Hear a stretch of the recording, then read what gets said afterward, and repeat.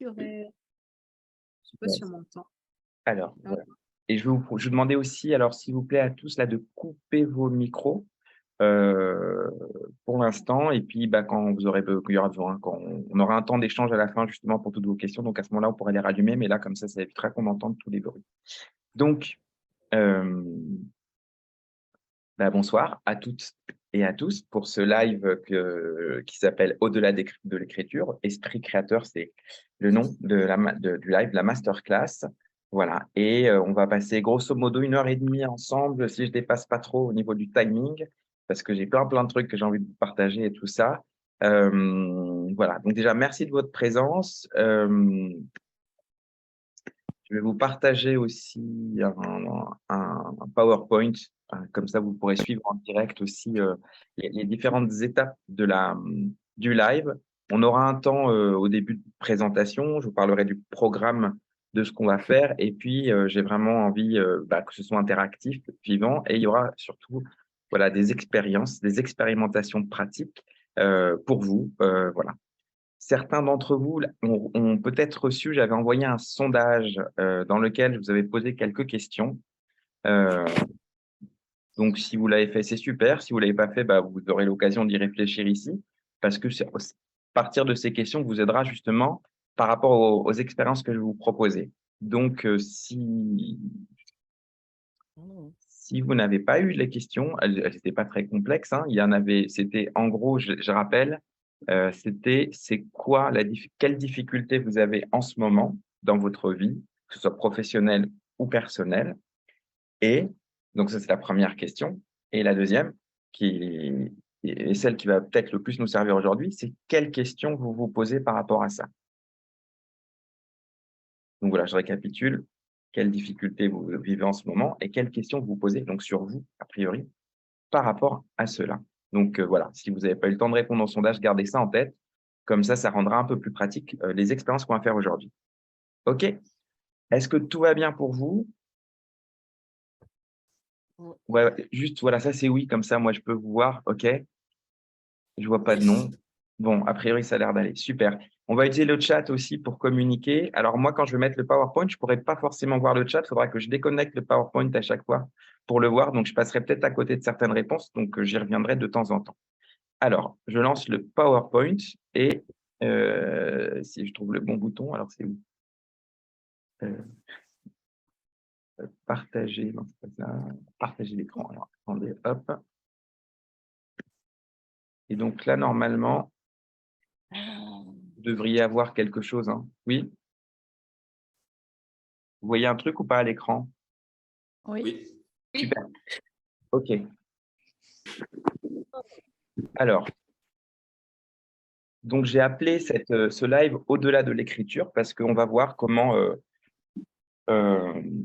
l'écriture peut nous permettre d'aller un peu plus loin que juste écrire. Voilà, ça va rester un peu flou pour le moment et ça va se préciser ensuite. Alors, tout d'abord, peut-être, voilà, je me présente. Donc, pour ceux qui ne me connaissent pas, donc moi, je suis donc Namir, je suis auteur, réalisateur de films. J'ai beaucoup travaillé dans le domaine de l'autofiction et du documentaire. Là, je travaille maintenant plus sur de la fiction.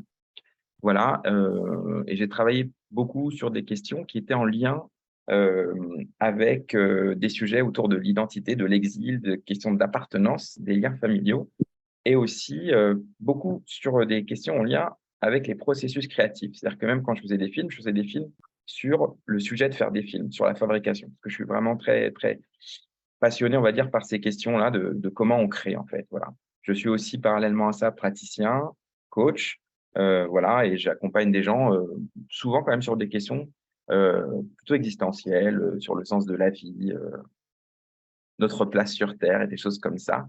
Voilà, on travaille beaucoup sur l'idée aussi de comment s'accepter, hein. Beaucoup d'émotions, de jugements sur soi. Voilà, donc ça fait partie des sujets qui m'intéressent beaucoup. Et à côté de ça, j'ai d'autres activités. J'ai un blog là je tiens depuis quelques mois. Voilà, où mon principe de travail sur ce blog, c'est en gros tout questionner, tout remettre en question et penser différemment, en tout cas autoriser à penser en dehors de ce qui est convenu. Voilà. Voilà, je travaille beaucoup autour de la créativité, que ce soit dans l'accompagnement, que ce soit dans la création, que ce soit dans mon blog. Et ce que j'aime, en tout cas, c'est vraiment aider les gens à utiliser leur capacité créative, leur force créatrice, euh, dans un but de création, mais aussi dans un but d'exploration personnelle, de connaissance de soi et d'accomplissement. Voilà. J'ai mis une citation ici alors, je suis incapable de citer son nom là, qui s'appelle Nisargadatta Maharaj. Voilà, j'ai réussi. euh, qui dit quelque chose comme tout ce que tu crois être, tu ne l'es pas. Voilà. Donc, on verra comment ça peut nous guider aussi dans ce live. Alors, on va voir dans cette masterclass, dans ce live, c'est vraiment comment utiliser l'écriture pour aller plus loin dans la connaissance de toi, de vous, euh, et s'en servir comme moyen pour avoir d'autres perspectives, pour répondre à des questions que vous vous posez. C'est pour ça que je vous ai proposé de partir d'une question tout à l'heure. Quelqu'un dans le sondage avait dit oui, mais je ne vois pas en quoi l'écriture peut m'aider à résoudre mes problèmes. Bah justement, on va voir aujourd'hui. Donc voilà, le programme, on va d'abord partir euh, sur, sur la question du dialogue. Alors d'abord du dialogue dans la fiction, mais ensuite on va voir aussi où est-ce que ça nous amène. Avec une question, moi, qui m'intéresse beaucoup dans le dialogue, c'est qu'est-ce que cache le dialogue. On va beaucoup parler de choses cachées aujourd'hui. Et ensuite, à partir de là, on va aller voir comment utiliser l'écriture et comment utiliser et découvrir différents outils pour explorer des questions que vous vous posez sur vous. Voilà, à travers, là, je vous ai proposé 3 techniques, on va dire ça comme ça. La première s'appelle la question clé. La deuxième, c'est la technique du dialogue inconscient. C'est pour celle-là que je vais vous demander, comme je disais tout à l'heure, d'avoir à disposition du papier et des crayons, un crayon en tout cas, et puis la méthode du scribe-note. Voilà, je ne sais pas si on aura le temps de tout voir, mais en tout cas, c'est ce que je vous ai préparé pour aujourd'hui. Ensuite, je vous parlerai d'Inspirateur. Inspirateur, c'est mon programme en ligne, c'est un de mes programmes en ligne justement, et ce qu'on y fait, et comment ça peut être en lien et compléter ce qu'on aura vu ici. Et on gardera un temps, j'espère environ une quinzaine de minutes à la fin pour échanger. Écoutez un petit peu toutes les questions que vous pouvez avoir par rapport à tout ce qu'on a vu aujourd'hui. Voilà. Est-ce que c'est OK pour vous? Est-ce que ça vous va, tout ça? Yes? OK. Oui. Bon, super. Je coupe juste le partage pour voir s'il y a des questions dans le chat. Non. OK, c'est des présentations. OK. Alors, retournons au partage. Alors,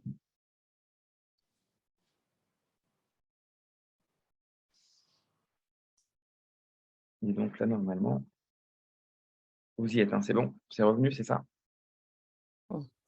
Yes. Bon. Vous l'avez? OK. Alors, moi, pourquoi j'ai fait cette masterclass? Au départ, je ne sais pas s'il y en a qui sont sur HypnoPro, vous avez vu qu'il y avait eu un concours de nouvelles il y a quelque temps, qui avait été lancé par la maison d'édition qui s'appelait Le Rêve Lucide, qui était de proposer à plein de gens, amateurs, expérimentés, débutants, d'écrire des nouvelles en fait autour d'un projet qui avait été initié. Donc, j'avais eu la chance d'être jury et lecteur là-dedans. Et j'avais lu beaucoup de nouvelles. Et j'avais été vraiment très surpris en fait par l'élan, le désir de création qu'il y avait. Voilà. Et suite à ça, moi, j'ai eu envie de proposer qu'on puisse continuer à faire des propositions parce qu'on n'a pas pu faire des retours suite à il y avait quand même 80 nouvelles qui avaient été écrites, mais nous, voilà, moi, en tant que jury, je n'avais pas eu l'occasion de faire des retours et c'était très frustrant pour moi parce qu'il y avait plein de choses que j'avais envie de partager. Et en particulier sur la question des dialogues, sur la question de comment rendre des dialogues plus vivants et davantage au service des personnages. Voilà, c'est des choses qui, je pense, auraient pu aider des gens qui ont écrit des nouvelles. Donc, le point de départ de cette masterclass, c'était cette envie de partager ça. Et puis ensuite, j'ai posé un sondage pour vous demander aux participants ce qu'ils avaient envie qu'on aborde comme thème de cette masterclass. Et ce qui est ressorti, c'était comment aller plus loin avec l'écriture. Et donc, ça m'a donné une transition, un lien à faire entre d'un côté l'écriture du dialogue et de l'autre côté, proposer ce que je propose en général dans ma formation, une approche de l'écriture qui ne soit pas seulement au service des récits, au service des histoires, au service de la fiction que vous créez, ou même au service de vos articles et de tout ce à quoi l'écriture peut vous servir, mais aussi d'apprendre à utiliser l'écriture comme un moyen personnelle, d'exploration, de dialogue hypnotique avec vous-même, voire même au-delà. J'ai appelé ça la dimension prophétique intelligente de l'écriture. On verra si on a l'occasion d'en parler après, parce que c'est des trucs un petit peu perchés. On verra. Mais ce que je trouve vraiment intéressant avec l'écriture, c'est que j'imagine qu'il y en a beaucoup d'entre vous qui pratiquent l'auto-hypnose. Oui? Non? Ouais. Voilà. Donc, je sais qu'il y a des gens qui sont sur la plateforme Psychonautes et tout ça. Et donc, voilà, je trouve qu'il y a dans l'écriture une manière d'entrer en auto-hypnose qui est très intéressante et qui, à mon avis, présente des avantages qu'on ne retrouvera peut-être pas forcément dans l'auto-hypnose et ça, on aura peut-être l'occasion d'en parler après. Voilà, donc c'est aussi cette dimension-là de l'écriture que j'ai envie de vous partager, aujourd'hui. Donc voilà pour le pourquoi de la masterclass. Alors, je vous ai proposé un sondage, je vous ai demandé quelles sont vos difficultés, quelles sont les questions que vous vous posez. Là, j'ai fait une synthèse très rapide, hein, j'ai pas pu, tout synthétiser. Mais en gros, les difficultés que vous évoquez, vous me direz d'ailleurs si vous reconnaissez là-dedans et puis s'il y a d'autres choses qui manquent, on pourra les noter ici. Voilà. Les participants au sondage ont évoqué des difficultés liées à des blocages internes, des questions liées à la procrastination, de pourquoi j'avance pas, pourquoi alors que ça me plaît, je fais pas ceci. Des questions liées, beaucoup à la notion de légitimité. Je suis débutant, je n'ose pas me lancer, je me sens pas légitime, je manque d'estime de moi, je n'ai pas assez confiance en moi. Hem, Ont été évoquées aussi des problématiques liées au couple, à la séparation, aux relations affectives, à la communication avec autrui. J'aurais pu le mettre aussi ça dans le rapport, dans les peurs, la légitimité, mais il y avait aussi beaucoup de choses par rapport au jugement, aux peurs du regard des autres et les 2 éléments qui sont revenus aussi en pas mal, c'est la gestion du temps. Je m'ennuie, je ne sais pas comment gérer mon temps ou tout va trop vite, il y a trop de choses à faire et je suis débordé, des choses comme ça. Et enfin, un autre aspect en termes de difficulté qui a été évoqué, qui sont des attentes insatisfaites par rapport à la réalité. C'est-à-dire que la réalité ne répond pas exactement à mes désirs et donc je ne sais pas comment faire avec ça ou comment gérer. Alors, est-ce que déjà vous, vous vous retrouvez là-dedans? Ouais. Ouais, Ah OK. ouais, c'est complet. C'est assez complet. Voilà, s'il y a d'autres choses, qui rentrent pas là-dedans, bah, on peut les rajouter, hein. Vous me dites comme ça je le rajouterai. Mais voilà, j'ai essayé en tout cas de synthétiser à peu près. Ça, c'est les difficultés que les gens, que vous, en tout cas, que les participants au sondage ont évoquées. Et moi, ce qui m'intéresse, c'est pas tellement la difficulté, mais c'est quand tu es face à une difficulté, c'est quoi la question que tu te poses par rapport à ça? Alors, je les ai mis en face, mais elles sont pas liées forcément, hein, donc ne faites pas le lien entre ce qui est à gauche et à droite. Mais voilà, donc je liste des questions que vous pourrez relier ou pas avec ce qui est à gauche. Les questions que les gens se posent, donc du coup, ressemblent à des choses du style: comment me sentir légitime? Comment être plus à l'écoute de moi-même? Comment savoir dire non? Comment mieux connaître mes besoins? Comment savoir quelles sont mes priorités? Donc c'est pas mal de choses liées à l'écoute de soi et tout ça. Hem, des questions évoquées ont été aussi de l'ordre de comment est-ce que je peux être authentique vis-à-vis de moi-même et comment savoir quand je me mens à moi-même ou pas? Heu D'autres questions sur les relations affectives ont été: pourquoi est-ce que je suis attiré par des personnes qui me correspondent pas? Pourquoi je fais des choix qui me plaisent pas? D'autres questions sur, la légitimité qui étaient plutôt, autour de mes qu'est-ce qui fait ma singularité? En quoi je suis légitime? Pourquoi je me sens différent des autres? Pourquoi je me sens masculin ou féminin? Pas à ma place? D'autres questions de l'ordre de: suis-je sur la bonne voie professionnelle? Et qui suis-je?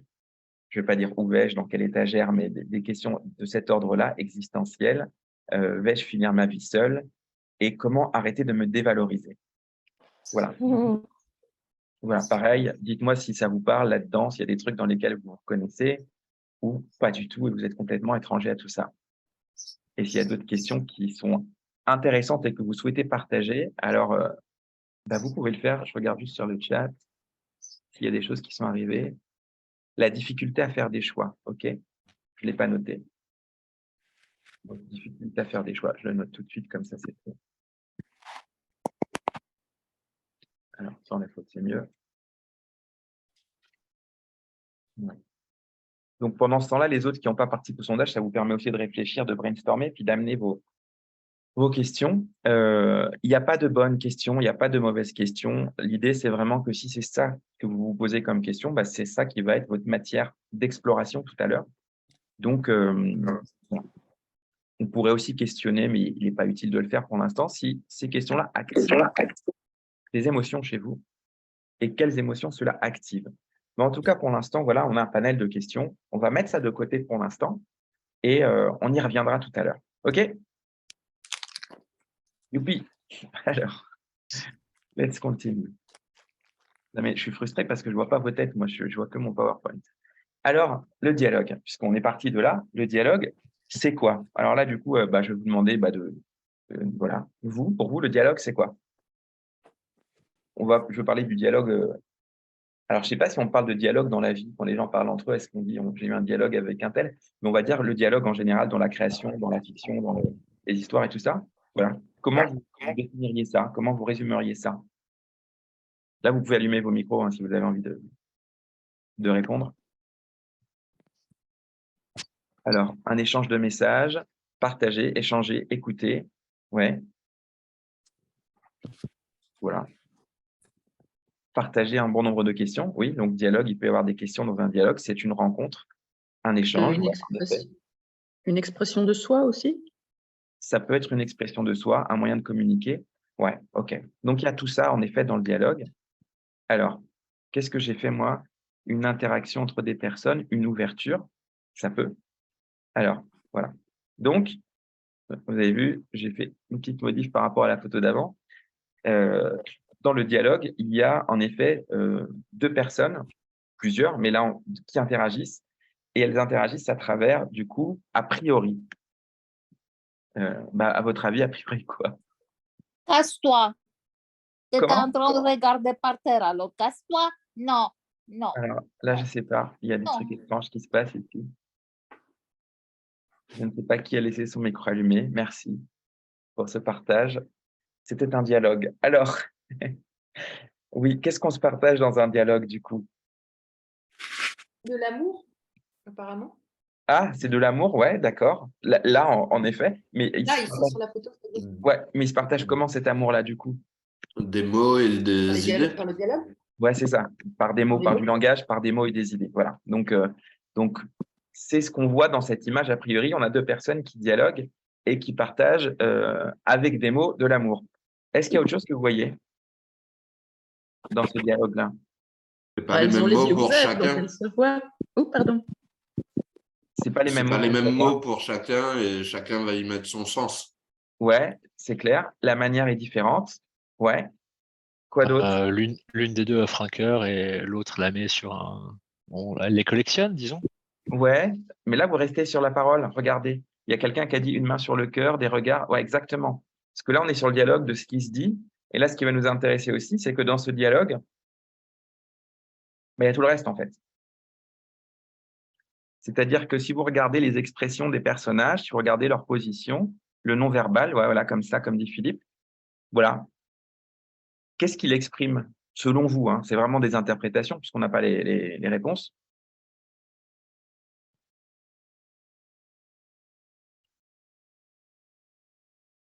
Un mouvement, peut-être. On dirait Donc, que. il y a l'air d'avoir du mouvement. Ouais. Voilà.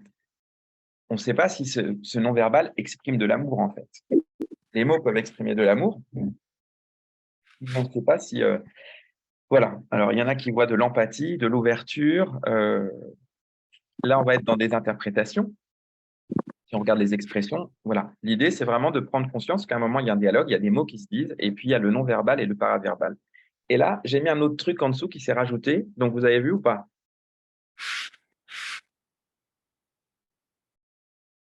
Donc ça, c'est quoi, à votre avis, ce que j'ai mis en dessous, là? Les émotions? Alors, ça peut, ouais. Ouais. Les non-dits? Les quoi? Les non-dits? Ouais, alors les émotions, les non-dits, le dialogue intérieur, l'inconscient. Exactement. C'est tout ça, en fait. Moi, j'appelle ça les sous-titres. C'est-à-dire, en gros, il y a tout ce qu'on dit dans un dialogue. Il y a la manière dont on le dit, et il y a tout ce qu'on ne dit pas. et on peut dire aussi il y a nos intentions derrière.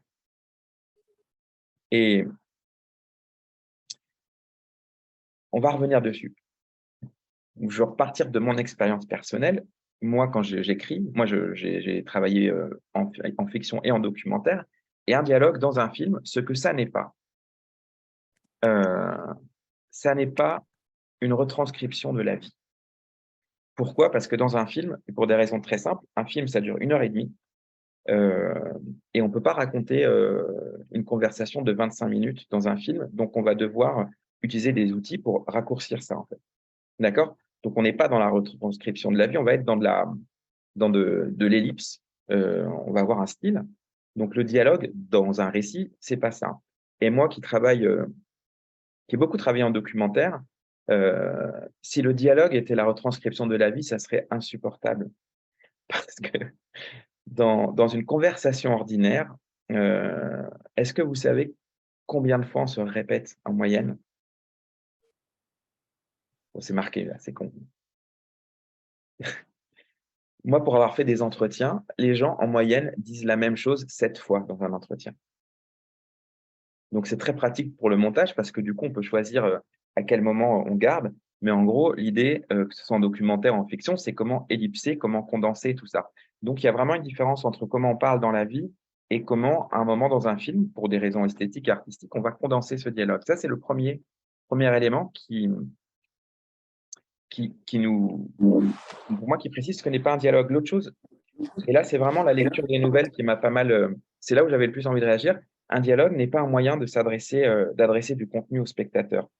Et c'est vraiment quelque chose que je retrouve parfois dans les scénarios, dans les textes. C'est comment, des fois, on fait dire à des personnages des choses euh, dans l'idée d'expliquer quelque chose au public. Euh, Or, l'idée d'un dialogue, c'est l'expression d'une personne vis-à-vis d'une autre personne, et c'est le relationnel qui est entre eux. Et encore une fois, les dialogues ne sont pas là pour dire ce que les gens pensent. Euh, oui, c'est lourd. Bah oui, je sais bien, ouais, c'est lourd. Mais c'est tout ce travail-là qui est intéressant à faire dans le dialogue. Le dialogue n'est jamais l'expression d'une vérité. Un des documentaristes, moi, qui m'avait le plus inspiré, c'était un documentariste qui s'appelait Marcel Ophuls et qui disait, quand vous interviewez des gens, vous leur posez des questions, vous voulez qu'ils répondent la vérité, et eux, ils vous répondront jamais la vérité, ils vous répondront juste ce qu'ils ont envie que vous entendiez. Et souvent, dans notre travail dans le cinéma, c'est presque un duel entre nous et nos personnages, en fait, parce qu'ils n'ont pas forcément envie de dire ce que nous, on a envie d'entendre. Et parfois, ils n'ont pas envie de dire la vérité. Moi, je me souviens d'un film sur lequel j'avais fait une interview et j'étais très content de l'interview. J'avais trouvé ça super parce que le personnage avait dit des trucs incroyables. Et c'était en arabe, en fait, et mon ingénieur du son à l'époque, il parlait pas un mot d'arabe. Et donc, moi, je sors de l'interview hyper content. Et je vois mon ingénieur du son, et je dis alors, c'était bien. Lui, il avait rien compris de ce qui s'était dit dans l'entretien. Il a dit, ouais, c'était à chier, quoi. Et je lui dis, comment ça, c'était à chier? Il me dit, mais tu vois pas qu'il t'a baladé depuis le début? Il arrêtait pas de mentir. Et là, je dis, quoi? Et en fait, comme lui ne comprenait pas la langue, il ne regardait que le non-verbal et les expressions. Et en effet, le personnage en question avait dit exactement tout ce que j'avais envie que j'entende pour mon film. Et sauf que lui, qui ne comprenait pas la langue, il a juste observé le non-verbal et le corporel, et il a calibré que tout ce qu'il disait n'était pas du tout aligné avec ces mots.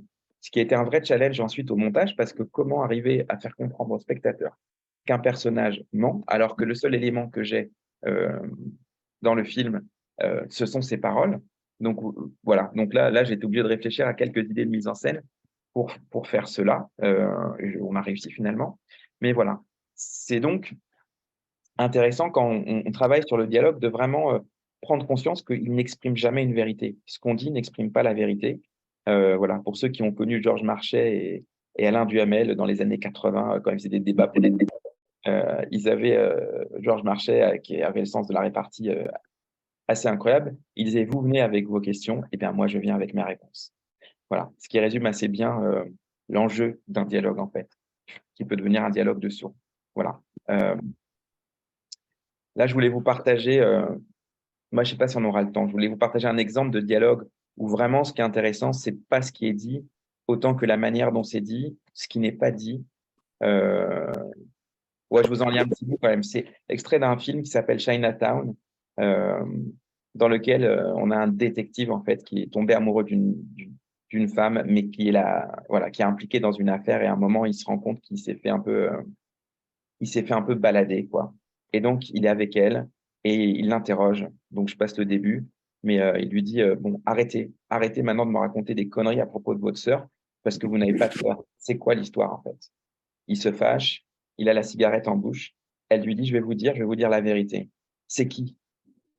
Elle est ma fille. Il la gifle. J'ai dit que je voulais la vérité. Elle est ma sœur. Il la gifle à nouveau. Elle est ma fille. Il la gifle encore une fois. Ma sœur, ma fille. J'ai dit que je voulais la vérité. Il la jette sur le canapé. Elle est ma sœur et ma fille. Donc, vous voyez un peu l'intérêt d'un dialogue comme ça, c'est comment c'est ce qui n'est pas dit qui est important. C'est la manière dont c'est dit, c'est la manière dont c'est vécu. C'est-à-dire que là, les dialogues reflètent l'état intérieur des personnages, la violence du personnage principal, du détective. Ce qu'il nous dit pas, c'est pourquoi il est violent comme ça. Vous voyez, la scène ne nous le dit pas, en fait. C'est pas le dialogue qui le dit. C'est entre les lignes. Voilà. Et puis, le désarroi de cette femme, quoi, qui à un moment ne peut pas dire. Voilà. Et vous voyez comment, enfin, je sais pas si c'est un peu clair pour vous, cette idée, comment un dialogue n'exprime pas la surface des choses. Il y a quelque chose qui se joue en profondeur. Ça vous parle un peu quand je vous dis ça ou pas? Oui. Ouf, ah oui. Donc, pourquoi je vous parle de tout ça, de dialogue? Parce que, si je résume, on a dans un dialogue une surface qui exprime la relation entre deux personnes. Cette surface, ce sont les paroles et les mots. Nous, ce qui nous intéresse dans la relation, ce ne sont pas que les paroles et les mots. Il y a en dessous de ces paroles et des mots ce que moi j'appelle les sous-titres, c'est-à-dire ce que les gens ne disent pas, ce que les gens retiennent à l'intérieur. Ce que les gens ne disent pas, soit parce qu'ils ne veulent pas le dire, soit parce qu'ils ne peuvent pas le dire, soit parce qu'ils ne le savent pas. Il y a donc l'intention des personnes et puis il y a aussi le mode de fonctionnement de la personne. Voilà. L'erreur, là je prends vraiment le cas dans l'écriture, c'est de confondre les sous-titres, c'est-à-dire ce que pense et ce que ressent la personne et ce qu'elle dit. Ça serait très bizarre si les gens disaient ce qu'ils pensaient, tout ce qu'ils pensaient. Ça existe en fait, c'est une pathologie, je crois qu'on appelle ça la folie en fait. Mais dans la vie, il y a toujours un décalage entre ce qu'on dit, ce qu'on ressent et ce qu'on pense. Si on était sans filtre, faudrait tester ce que ça donne. Je pense que ce sera un sacré bordel, quoi. Voilà. Et moi, en tant qu'auteur, pour écrire des dialogues, en tout cas, j'ai besoin de connaître mes personnages. J'ai vraiment besoin de les connaître, je les travaille, je réfléchis à comment ils fonctionnent, comment ils pensent. Donc, dans ma formation, on en parle un peu, c'est quels outils j'utilise. Moi, ce que j'aime bien pour connaître des personnages, c'est leur trouver des secrets.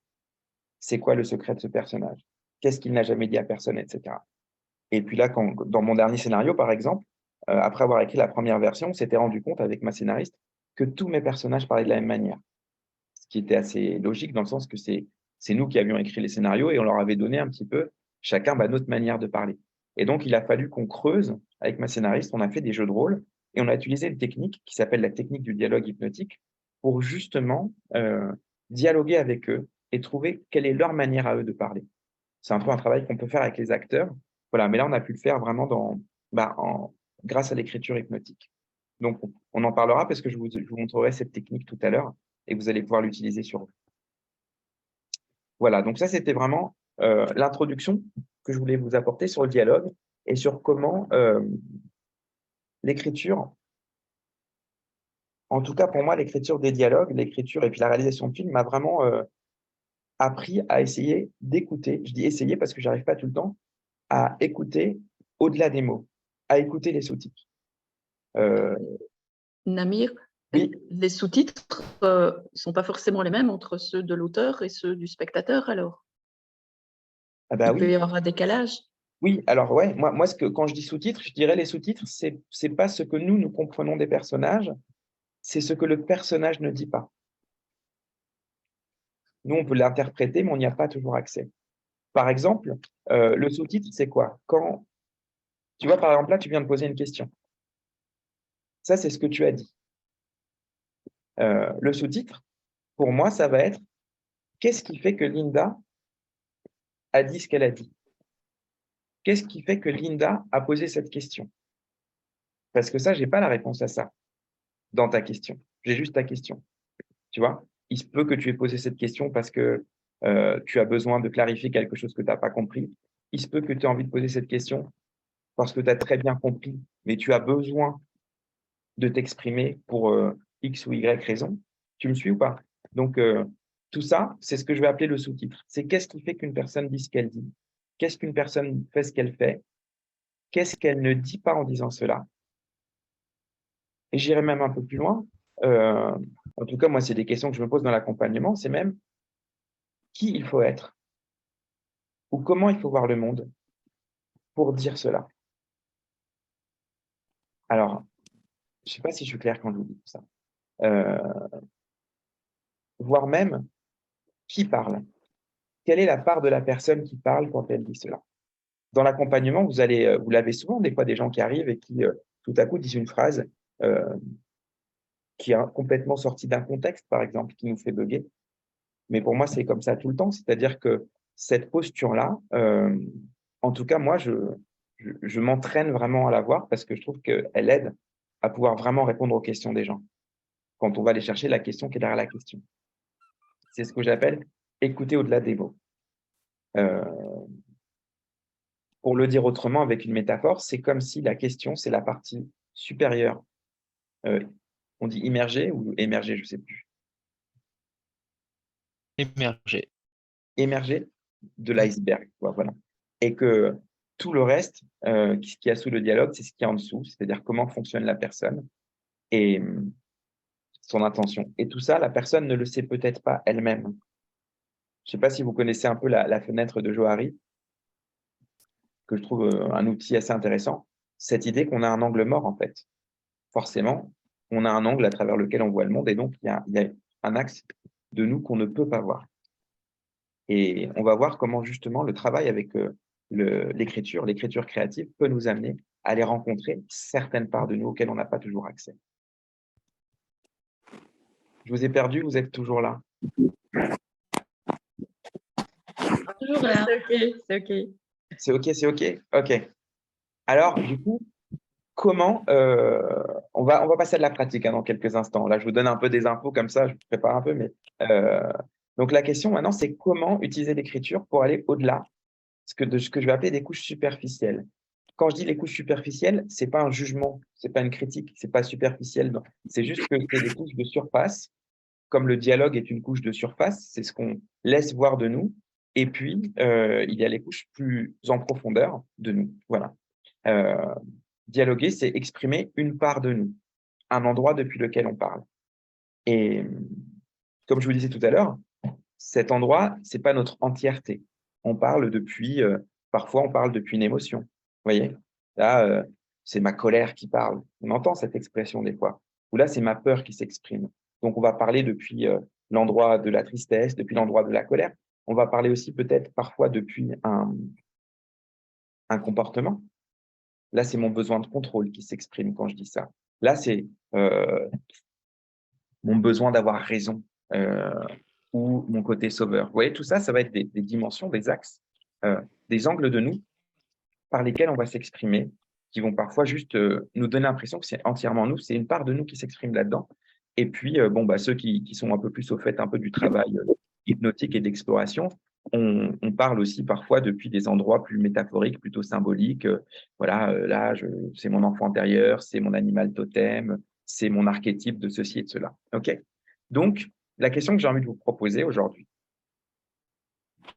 c'est depuis où parlez-vous quand vous parlez? Elle est bizarre, cette question, vous allez voir. Mais ce que je vous propose, c'est qu'on va le faire de manière plus organique. Alors, est-ce que vous êtes prêts pour un peu de pratique? Vous avez le choix entre oui. Oui. Non. Oui. C'est OK pour tout le monde? OK. Oui. Vous êtes là. Eh bien, c'est très simple. Alors, depuis où parlez-vous? Mais comme on va le faire à l'écrit, on va le transformer en depuis où tu écris. Et quand je dis depuis où, ça va être un exercice d'exploration physique, c'est-à-dire de localiser géographiquement dans votre corps, quand j'écris, c'est quoi? C'est de quel endroit que j'écris? Par exemple, est-ce que j'ai l'impression que ça vient de ma tête? Et si ça vient de ma tête, c'est où exactement dans ma tête? Vous voyez, là, quand je parle, par exemple, les mots sortent de ma bouche.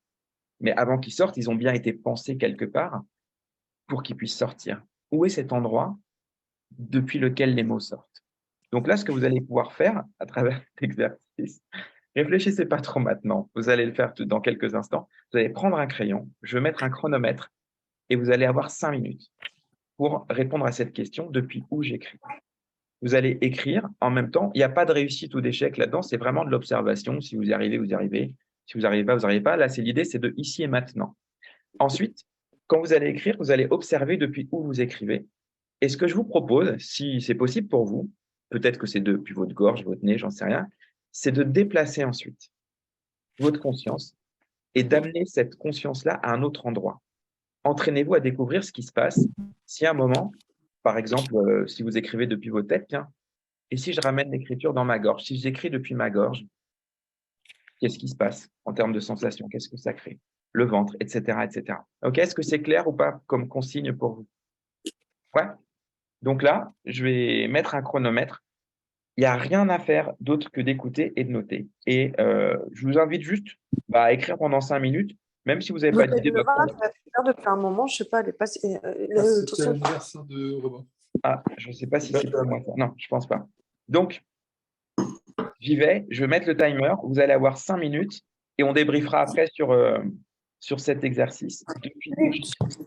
On écrit quoi? Alors, ce que tu veux. Alors, tu peux juste écrire. Alors, il n'y a aucune consigne là-dessus. Tu peux juste écrire depuis où j'écris et continuer à écrire n'importe quoi. Ça n'a aucune importance. Tu peux écrire, la question, la difficulté que tu vis en ce moment. Le contenu de ce que tu écris n'est pas important. Ce qui est intéressant, c'est d'observer pendant que tu écris, quel que soit ce que tu écris, depuis où tu le fais. C'est plus clair comme ça? Allez, et c'est parti, je mets le timer et c'est parti pour 5 minutes d'écriture. Top chrono.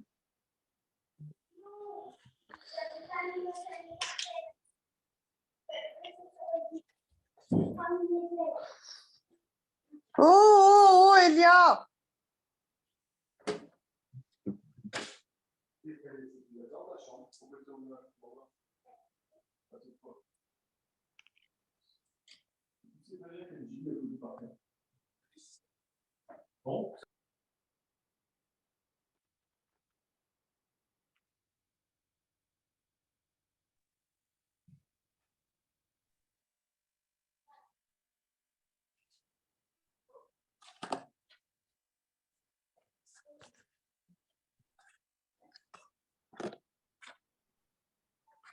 Elia!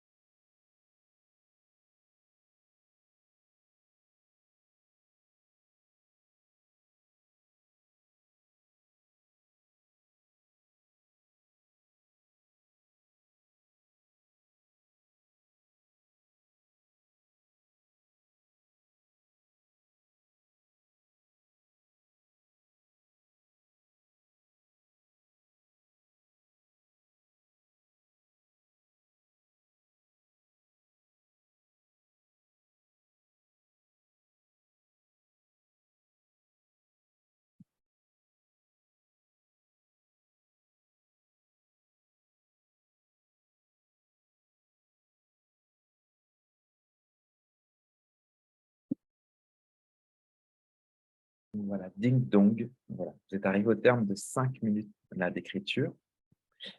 Alors, tiens, je suis hyper curieux d'avoir vos retours. Qu'est-ce que ça a donné? Voilà, si vous voulez partager là, c'est l'occasion. Alors, qu'est-ce que ça donne chez vous, cette question? Et où est-ce que ça vous a emmené? Namir, je veux bien m'exprimer si tu veux. Je ne sais pas si tu veux qu'on le fasse par le chat ou bien Vas-y, plutôt Stéphane. par. Non, non, tu peux, Ok. c'est bienvenu. Alors, eh ben, écoute, quand tu as annoncé le programme, je me suis dit oui, bof, bizarre. Et puis, comme je suis plutôt curieux et joueur, je me suis dit ok, je me lance. Et ce que j'ai trouvé étonnant là, d'une part, c'est que j'ai senti que mon écriture, elle venait plutôt du dos et des épaules. Ok, Et puis, j'ai suivi la consigne et je me suis rendu compte que plus j'allais, par exemple, au niveau des jambes et des pieds, et plus il y avait de colère qui s'installait. Et l'écriture était de plus en plus saccadée et nerveuse. Voilà pour mon partage pour le moment. ok, super, chouette. Donc, tu as pu identifier des endroits et bouger, te déplacer dedans. Oui, Cool. étonnant. Mhm. Ben oui, n'est-ce pas? D'autres remarques ou d'autres envies de partage? Oui, alors Florence, je vois que tu… Oui, Moi, je veux bien partager un truc un peu surprenant. Alors, apparemment, les mots naissent entre la trompe de Stache et le temporal chez moi. Je ne sais pas pourquoi ça fait ça, mais voilà. Et surtout, je trouve ça assez précis quand même. Et surtout, j'ai retrouvé une sensation que j'avais quand j'étais assez petite, c'est que j'apprenais à écrire et que parfois, je perdais toute la mystère dans la main. Souvent, j'étais avec ma mère ou mon père qui, du coup, me mettait de la pression. Et plus j'avais de pression, moins j'arrivais à écrire. Et là, j'arrivais vraiment plus à écrire à la fin. Heureusement que les 5 minutes se sont terminées. ok. C'est très bizarre. Étonnant, ouais, chouette. C'est comme si le corps avait des mémoires, en fait, tu vois, et qu'on allait tout à coup les rencontrer et tout à coup permettre à des choses de s'exprimer qui ne s'expriment pas habituellement. Enfin, j'interprète, je ne sais pas si c'est ça, mais en tout cas, Ouais, je sais pas. En ça tout peut cas, amener à des choses c'était. comme ça. Super. Ouais. Quand j'ai essayé d'écrire Voilà. depuis le ventre, je ne voulais plus mettre de mots de liaison. Ok, génial. Selon de là où j'écris, je n'écris pas de la même manière. Oui, c'est des choses qui ressortent comme ça. Évidemment, si vous avez en plus un peu d'expérience d'auto-hypnose, ça va être encore plus facile pour vous d'avoir accès à tout ça parce que vous avez déjà exploré. Mais ça, c'est un principe et c'est accessible vraiment à tout le monde. Voilà, d'autres, on prend 2, 3 partages en plus comme ça, qui peut être intéressant. Y a-t-il d'autres personnes qui souhaitent partager oralement ou Alors, moi, je veux bien. Oui, Euh, donc, moi, ce que j'ai observé, c'est que c'était plutôt mon côté droit qui monopolisait, on va dire, l'écriture. Donc, après, je d'accord. suis allée explorer à gauche, mais voilà, c'était par décision consciente, en fait. Voilà, je me suis dit, bah, je vais me déplacer là, là, là. Ouais. Euh, et bon, voilà, mon observation. Et quand tu as voulu te déplacer, ça s'est fait ou pas? Oui, oui, oui, Ok. ça s'est fait. Après, bon, c'était pas évident pour moi enfin, j'ai pas eu de ressenti particulier, sauf que c'était plus facile quand même à droite. Au départ, je me suis rendu compte que oui, j'avais exploré plus à droite et pas du tout à gauche. Donc, je suis allée voir après à gauche. Après, ça n'a pas changé mon style d'écriture, j'ai pas eu d'émotion particulière. Mais voilà, simplement cette observation-là pour l'instant. Et après, tu sais, quand tu dis que c'était plus difficile ou que c'était moins facile, c'est déjà un ressenti, tu vois, en quelque sorte, tu vois. Donc, c'est aussi des choses comme ça Ouais. auxquelles tu peux être attentif. Tu vois, c'est, tiens, il se passe quand même quelque chose, tu vois, quand je déplace ma conscience d'un endroit à l'autre, même si c'est des choses qui peuvent être en apparence petites, tu vois. Puis après, je pense que Infime. c'est un entraînement et ça va amener vraiment des choses. Mathilde, je crois que tu voulais intervenir D'accord. aussi. Merci, Jamila. Merci. Oui, alors en écrivant, j'ai suivi la consigne. Je me disais, bon, alors ça vient d'où et tout ça. C'était pas vraiment, j'ai trouvé que c'était pas facile Hmm. parce que le premier truc qui m'est venu, c'est bah oui, j'écris avec le cœur. Puis Ouais, du coup, puis d'un coup, c'était plus dans ma gorge. Et alors j'essayais de déplacer, mais non, ça a rien changé à ce que j'écrivais. J'ai pas senti, enfin, il n'y a pas eu de ressenti particulier quand j'ai déplacé l'endroit d'où ça venait. Puis, du coup, je me disais, est-ce que je sens vraiment que ça vient de cet endroit-là? Il n'y avait pas un endroit qui ressortait plus qu'un autre. ok. Ouais. Plus comme si l'idée, c'était plus comme si c'était un prolongement de mon bras. Alors, du coup, forcément, ça venait de vers là ou du cœur. Voilà. C'était pas vraiment un ressenti, je crois.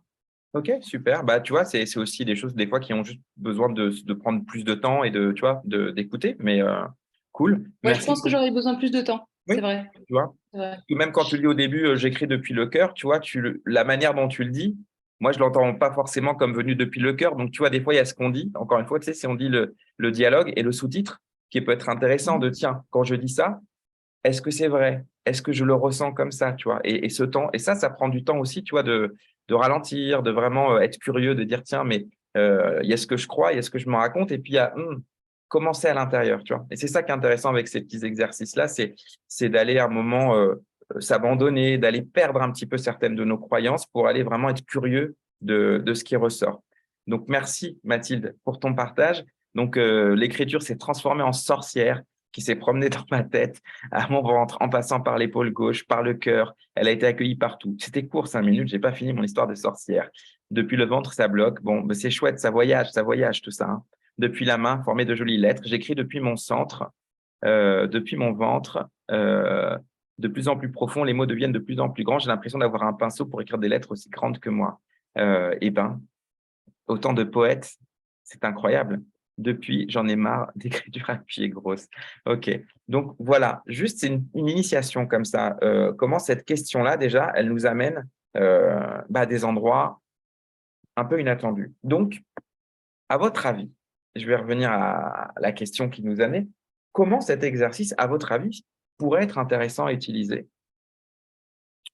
par rapport à ce qu'on a évoqué au début? Tiens, j'ai une difficulté, j'ai une problématique, j'ai une question que je me pose. Comment un exercice comme celui-là pourrait avoir un intérêt à votre avis? Pour faire émerger une solution? Alors, pour faire émerger une solution, tu dirais? Ouais, OK. Se poser la question peut-être de où je sens ce problème, où je sens cette difficulté et lui donner la parole ou en tout cas l'écriture. Ouais, ouais, ça peut être ça aussi, c'est-à-dire identifier, tiens, dans mon corps, où est-ce que c'est? Et puis écouter ce que ça dit à cet endroit-là, ça peut être ça aussi, génial. De faire un inventaire de ce que les endroits de nous disent en face de cette question-là. Ouais, génial. Par exemple, tiens, je sais pas, je vais prendre une problématique, je n'ai pas confiance en moi et je vais écouter, tiens, dans mon corps, qui dit ça? Où est-ce que ça dit je n'ai pas confiance en moi? Est-ce que c'est dans ma tête, dans mon ventre, dans mon cœur, dans mes pieds? OK, bon. Et ma jambe gauche, elle dit quoi par rapport à ça? Vous voyez, donc ça peut être aussi un moyen d'aller explorer. C'est où dans le corps, en fait? Et en même temps que c'est où dans le corps, qu'est-ce que le reste du corps il a à dire de différent ou d'identique par rapport à ça? Vous voyez l'intérêt que ça pourrait avoir, ça? C'est quand même pas mal, hein? Parce que là, ça nous permet quoi, à votre avis, de faire ça?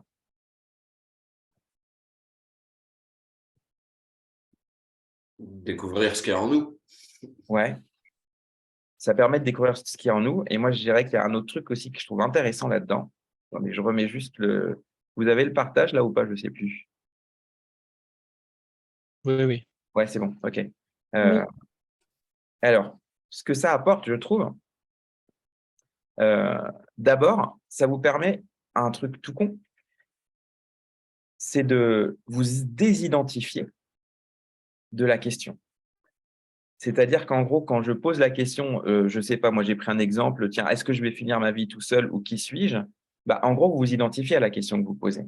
C'est tout votre corps qui se pose la question, c'est tout vous en fait. Vous voyez? Et là, tout à coup, en posant la question, qui dit ça en moi? Depuis où ça parle ce qui suis-je? Ça vous amène à avoir une position qui n'est plus associée à ça, mais à prendre une forme de recul, une forme de distance par rapport à ça. Vous me suivez ou pas? Je ne sais pas si je suis clair quand je vous dis ça.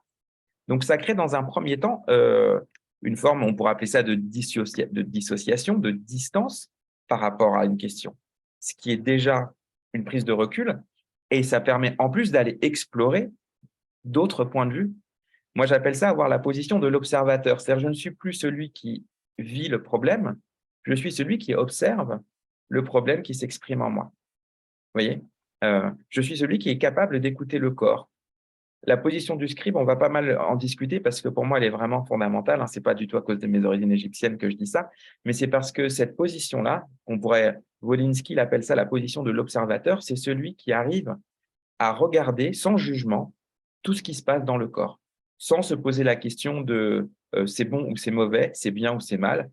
Tout à l'heure, quelqu'un disait, tu vois, il y a de la colère dans les jambes. Oui, mais on peut très bien observer qu'il y a de la colère dans les jambes sans être en colère, sans subir cette colère-là. Vous voyez, c'est ça que j'appelle la position de l'observateur, c'est de trouver à la fois la flexibilité de pouvoir se désidentifier de certaines parts de nous et la position sage, on pourrait appeler ça comme ça, de tiens, il se passe ceci à tel endroit, il se passe ceci à tel endroit. Donc, vous voyez comment une question qui tout à coup prend beaucoup de place dans notre vie et nous préoccupe, peut-être que si on écoute notre pied droit, lui, il s'en fout complètement de cette question de qui je suis. Parce que lui, il a des réponses à donner qui sont peut-être pas moins intéressantes que d'autres parties. Ça vous va de parler avec ses pieds comme ça? Alors, OK? Donc ça, c'était une proposition que je voulais vous faire sur comment utiliser l'écriture pour dialoguer avec soi. Est-ce que ça vous va, ça, déjà? Je regarde juste le chat parce que je n'y ai pas accès. Alors, découvrir un frein, un blocage, d'aller dialoguer avec les parties, incarner différentes parties pour savoir qui parle. Ah oui, qui dit ça, en fait? Sonder là où ça bloque. Ouais, bien sûr. Aller voir, tiens, qu'est-ce qui se passe dans mon corps quand je pose cette question-là? Aborder le problème de différents points de vue, changer de point de vue, évidemment. Sortir du mental pour faire intervenir une autre partie de soi. Et puis, vous voyez comment aussi, des fois, on dit que l'écriture, ça ramène dans le mental, etc. Mais vous voyez que l'écriture peut aussi nous relier au corps. On en parlait, je ne sais plus, avec quelqu'un il n'y a pas très longtemps. On peut aussi utiliser l'écriture comme moyen de ressentir. Voilà. Donc, résoudre, voilà. Résoudre, pourquoi pas, mais vous voyez, avant de résoudre, moi, j'ai envie de dire, écoutez, en fait, identifier, s'intéresser. Et défiscalisation, évidemment. Alors, on enchaîne. Défocalisation, c'était. Alors, le tableau secret. On va le zapper, le tableau secret, parce que je pense qu'on n'aura pas le temps de tout voir, mais une autre occasion, peut-être, vous aurez l'occasion d'explorer cet outil aussi, qui lui passe plus par l'imaginaire que par l'écriture. Mais ça, ce sera pour les gens qui rejoindront la formation. Allez, un peu de pub. Voilà. Donc, qu'est-ce qu'il y a en dessous? Vous voyez tout à l'heure, quand je parlais des couches superficielles et des couches profondes, je ne sais pas si vous l'avez déjà vécu, ça, vous, avec vos clients ou dans votre quotidien, cette idée que des fois, on est focalisé. On a une émotion particulière qui ressort. Par exemple, il y a des gens qui ressentent de la colère, qui ressentent beaucoup, beaucoup de colère et qui viennent travailler sur leur colère en thérapie et qui passent beaucoup de temps. Et en fait, quand ils vont rencontrer la colère, ils se rendent compte qu'en fait, c'était juste une couche superficielle et que cette colère, elle était juste là, en fait, pour masquer une autre émotion qui était cachée en dessous et qui n'était pas autorisée à s'exprimer comme de la tristesse ou autre chose. C'est juste un exemple que je vous prends. Mais est-ce que vous avez déjà eu ça, vous? Soit rencontré ça chez vous, soit rencontrer ça chez vos clients. C'est des choses que vous avez vécues ou pas? Non? Oui, souvent? OK, tout le temps. Voilà. Typiquement, moi, je me souviens c'est un de mes profs, un de mes superviseurs, quand j'étais en formation, qui disait quand un client vient et qui parle tout le temps d'un de ses parents, c'est toujours intéressant d'aller questionner à propos de l'autre. C'était très théorique, mais moi, je l'ai expérimenté personnellement. Et en effet, parfois, moi, je parle de mon cas personnel, j'ai beaucoup travaillé sur ma relation à mon père, et je lui en voulais pour tout un tas de choses, jusqu'à ce que, après des mois de travail thérapeutique, la colère est apparue pas seulement ou pas vraiment contre mon père, mais contre ma mère. Mais sauf que c'était un interdit que je ne m'étais jamais autorisé à exprimer, vous voyez. Parce que c'est inavouable, c'est inacceptable, dans mon cas, je prends cet exemple-là, de le dire. Alors, comme notre esprit est bien fait, et du coup, il va détourner l'attention vers ce qui est tolérable et acceptable. C'est ça qu'on va appeler, ce que j'appelle moi, les couches superficielles, c'est-à-dire ce qui est autorisé pour l'esprit conscient, parce qu'il y a d'autres choses qu'on ne peut pas aborder directement. Ok? Les couches que j'appelle plus profondes, elles sont protégées en quelque sorte par des couches externes, par des surfaces. Et donc, parfois, on peut travailler que sur la surface, on peut travailler que sur les couches externes, parce que ça prend du temps, qu'on a besoin de rester là pour qu'on ait l'autorisation d'aller au-delà. Et parfois, grâce à certains outils hypnotiques et grâce à des outils comme l'écriture, on peut aller voir les couches plus profondes. Et c'est là où ça demande parfois de mettre de côté certaines de nos croyances et de nos certitudes pour s'aventurer dans l'inconnu. C'est un peu ce que je disais tout à l'heure quand Mathilde parlait et qu'elle disait « je parle depuis mon cœur ». Et si on abandonnait cette idée? Vous voyez ce que je veux dire? Et si tout ce que je crois être vrai n'était pas vrai et que j'allais voir, en étant un peu vierge de toutes mes croyances, de qu'est-ce qu'il peut y avoir en dessous. Vous vous rappelez la citation que j'ai mise au début, hein, tout ce que tu crois être, tu ne l'es pas. En tout cas, moi, c'est une piste qui me guide. En tout cas, c'est ce qu'on va pouvoir expérimenter à travers l'expérience suivante, si vous êtes toujours là et si vous êtes toujours partant. Alors, je vais désactiver le chat, comme ça je vais voir si vous êtes toujours là, parce que moi je ne vous vois pas. Et si vous êtes toujours partant. Alors, est-ce qu'il y a des oui là qui apparaissent? Alors, ah ouais, j'ai vu un oui, deux oui, trois oui. Ok. Est-ce qu'il y a des non? J'ai dit est-ce qu'il y a des noms et ça ne répond pas. C'est bizarre. Normalement, ça devrait répondre non, oui, quoi. Est-ce qu'il y a des noms? On ne sait pas. Mais en tout cas, il y a plein de oui. Et bien, c'est parti. Alors, allons-y pour l'expérience suivante. Je remets le partage. C'est où? Partager l'écran. Et allons voir la suite. Alors, la technique suivante qu'on va voir, qui est au prolongement un peu de la première, c'est la technique que j'appelle celle du dialogue hypnotique. Alors là, bon, vous allez me détester dans un quart d'heure, mais ce n'est pas grave. Vous allez avoir besoin de vos mains. J'ai dit de vos mains au pluriel pour écrire, parce que là, ce que je vais vous proposer, alors j'arrive plus du tout à vous voir là, il y a une fenêtre, vous allez utiliser votre main. Alors, je vais l'appeler la main dominante. Donc, si vous êtes droitier, c'est votre main droite. Et la main non dominante, qui sera du coup votre main gauche, si vous êtes droitier, et votre main droite, si vous êtes gaucher. Est-ce que je suis clair ou pas là-dessus? Donc là, en fait, on va utiliser une technique de dialogue hypnotique en écrivant à partir de notre main non dominante. On va partir du principe que notre main dominante, elle nous donne accès à la part la plus consciente et la plus contrôlante de nous. C'est-à-dire que c'est celle qu'on utilise le plus souvent, c'est celle sur laquelle on a le contrôle, etc. Et que du coup, comme on a toujours appris à écrire avec cette main-là, pour la majorité d'entre nous, l'autre main, en fait, elle ne s'est pas beaucoup exprimée. Elle est peut-être un peu négligée, un peu enterrée, cachée. Voilà. Donc, en écrivant avec cette main-là, avec cette main non dominante, on va pouvoir avoir accès à d'autres parts de nous qui ne s'expriment peut-être pas aussi facilement, qui sont plus fragiles, plus sensibles, plus cachées. Donc, l'expérience du dialogue hypnotique que je vais vous proposer, c'est la suivante.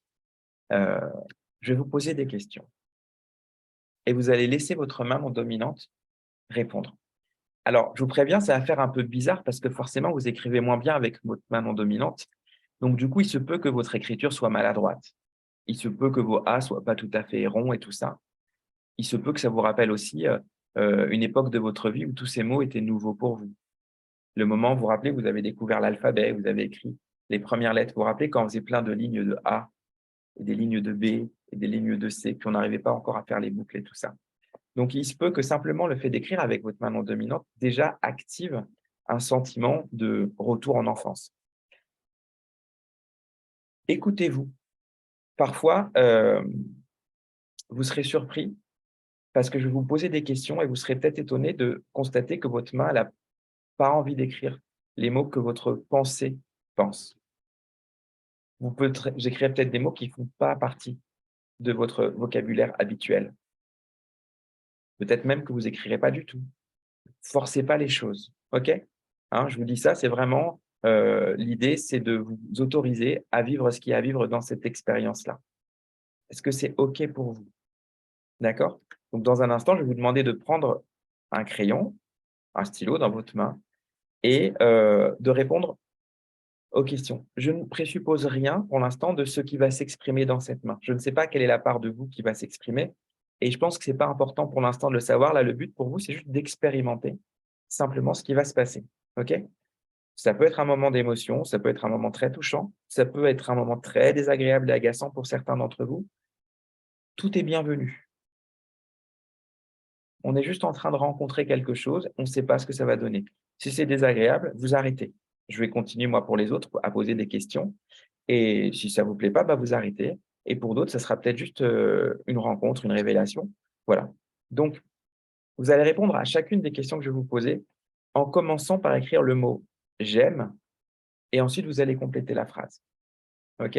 Donc, je vous pose une question, vous écrivez « j'aime » et vous laissez la suite s'écrire.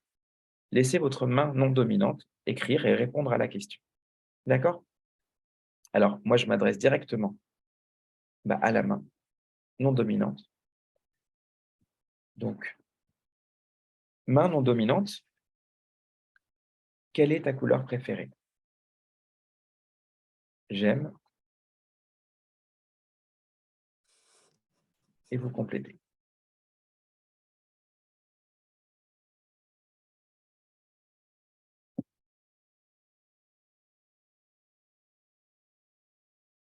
Laissez venir ce qui vient, que ce soit pas du tout votre couleur préférée ou pas, on s'en fout un peu en ce moment, c'est juste d'être curieux de ce qui vient. Main non dominante, quelle est ta nourriture ou ton plat préféré?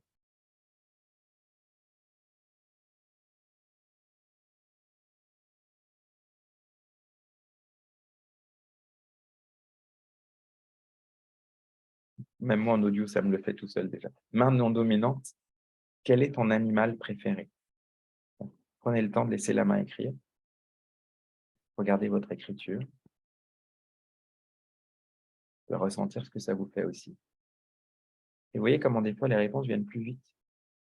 Alors que si vous aviez essayé de répondre consciemment, ça aurait pris beaucoup plus de temps. Main non dominante, quel est ton jeu préféré?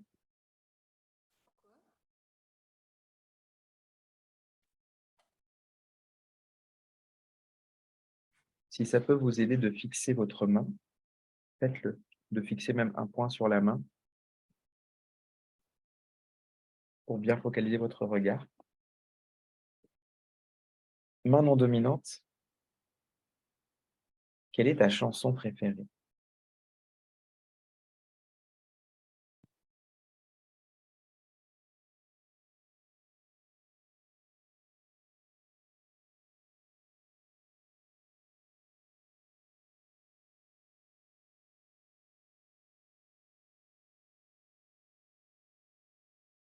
Main non dominante, à chaque fois vous écrivez j'aime et vous complétez.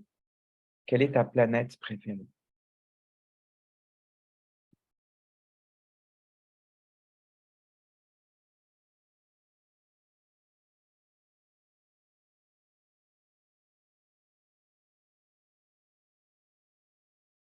Main non dominante, quelle est ta personne préférée?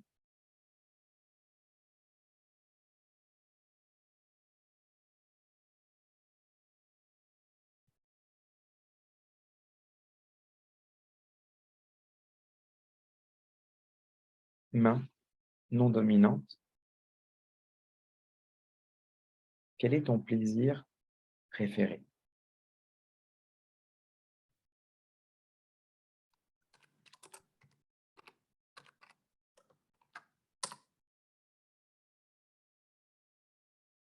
Alors avant qu'on aille plus loin, déjà là, à ce stade-là, il peut y avoir déjà, pour certains d'entre vous, des réponses surprenantes ou inattendues, ou en tout cas pas celles que consciemment vous auriez pensé répondre. Est-ce que c'est le cas pour certains ou certaines d'entre vous déjà? OK. Est-ce que c'est non pour certaines, oui pour d'autres? OK. Oui, OK. Est-ce que c'est OK pour, voilà, il y a rien de bon, mauvais, si c'est le cas, c'est le cas, c'est pas le cas, c'est pas le cas. On va juste continuer, parfois c'est juste une question de temps et c'est intéressant de voir comment ça fonctionne pour vous. Est-ce que vous êtes OK pour aller plus loin maintenant? OK. Alors, main non dominante, maintenant, on va prendre un temps un peu plus long. Ça ne sera pas une phrase qui commencera par «j'aime». Je vais te demander de décrire ton paysage préféré. Qu'il soit, une plage, une montagne, peu importe. Quel est ton paysage préféré? Je vais vous laisser 2 minutes pour cela.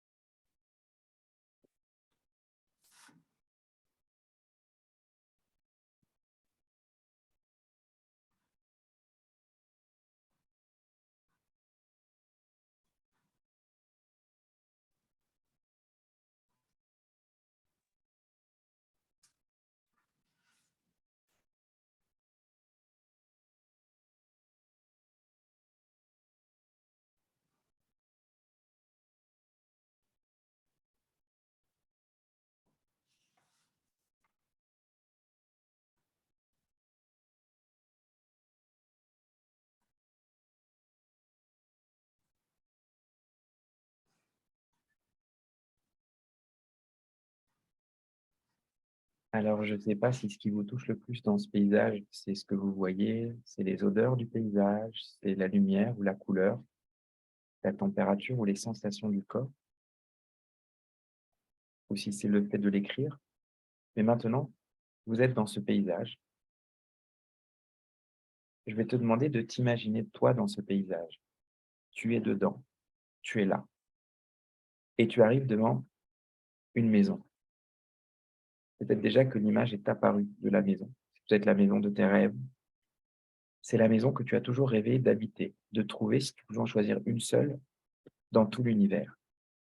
Que cette maison soit une caverne, un château, une grotte, un palais, une cabane, à côté d'un pont ou d'une cascade, que ce soit même une maison sous-marine fantastique au fond de l'océan, un palais de verre qui flotte dans le ciel, ou sur une autre planète, ou peut-être même c'est une image d'une maison du passé que tu as connue qui émerge ou encore autre chose. Dans ce cas, si c'est bien la maison de tes rêves, alors tu verras la porte de cette maison s'ouvrir. Si la porte ne s'ouvre pas, continue jusqu'à trouver la maison. Elle est forcément là, parce que tu es dans ton paysage idéal. Le but n'est pas d'entrer dans la maison tout de suite, mais juste de décrire. Alors, main non dominante, je vais te demander maintenant de décrire l'extérieur de cette maison. Et même si l'image n'est pas apparue pour certaines ou certains d'entre vous, laissez la main écrire et il se peut que ce que la main écrive soit encore différent de ce que vous avez eu. Ne forcez pas, laissez juste faire.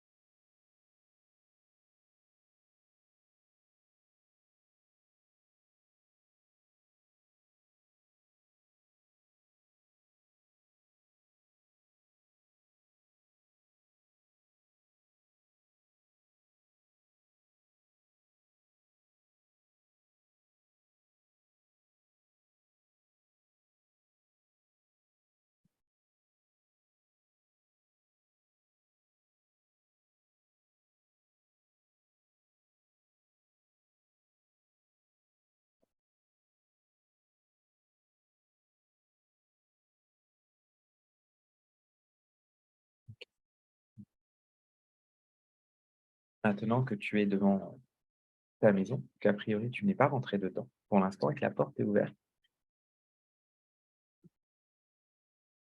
main non dominante, je vais te proposer maintenant de décrire l'intérieur de cette maison. Donc, tu vas pouvoir rentrer dedans et commencer par cette phrase. L'intérieur de la maison est décrit. Alors, attention, parce qu'il se peut que l'intérieur ne ressemble pas du tout à l'extérieur. Là aussi, encore une fois, c'est juste un exercice de laisser aller, de laisser faire et d'être curieux. Il n'y a rien de bon ou de mauvais, de bien ou de mal. Il y a juste ce qui se présente à vous. Main non dominante, comment est l'intérieur de ta maison?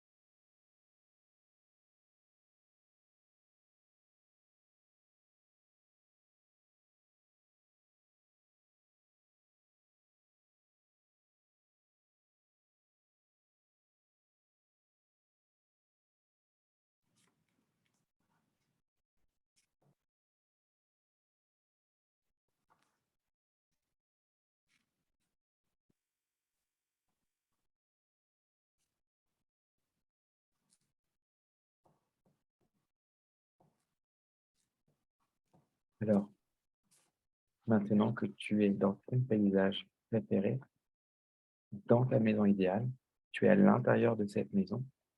Maintenant, tu vas te concentrer sur un espace privilégié de cette maison. Peut-être que tu l'as déjà fait. Et si ce n'est pas le cas, tu vas pouvoir le faire maintenant. Cet espace, c'est ton espace de création. C'est l'espace de l'écriture. C'est peut-être une chambre, un bureau, une pièce mansardée, avec une cheminée ou peut-être quelque part dans une cave, peu importe. Main non dominante décrit l'espace de travail, en commençant par cette phrase: mon espace de création et de travail est.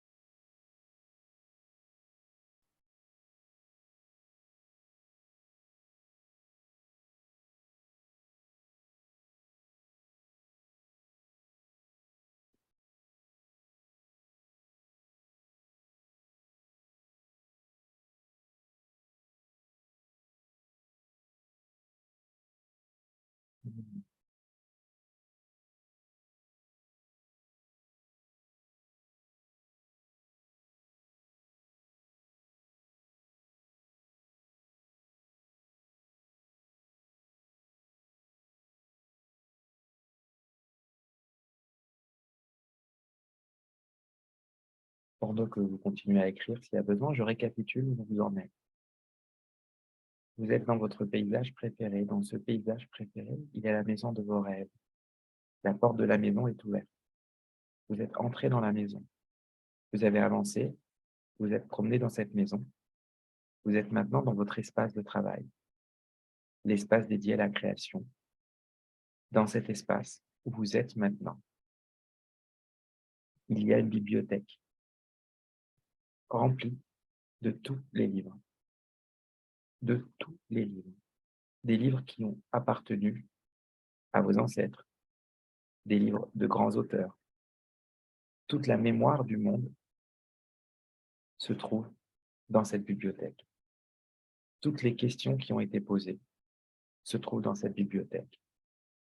Et toutes les réponses aussi. Dans cette bibliothèque, dans ton espace de travail, il y a un livre avec ton nom. Tu peux l'observer, tu peux voir sa couleur, tu peux t'approcher de ce livre. Prends-le dans ta main et regarde bien ce livre. Observe les sensations que ça te fait. Elles peuvent être simplement au contact de la texture et de la matière. Elles peuvent être plus émotionnelles. Et maintenant, il va se passer quelque chose d'assez particulier. Main non dominante, parce que ce n'est pas toi qui vas parler. Main non dominante demande à ce livre comment il s'appelle. Et écoute ce qu'il te répond. Et main non dominante, je te propose de répondre en commençant par la phrase « Je suis ». Comment t'appelles-tu, livre? Et laisse la main dominante devenir l'interface de ta réponse. Je suis. Et complète la phrase.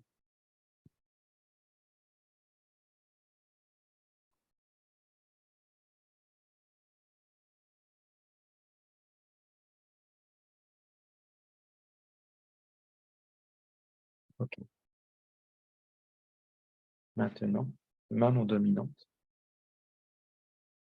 demande à ce livre ce qu'il a à te dire par rapport à ce que tu te demandes au plus profond de toi.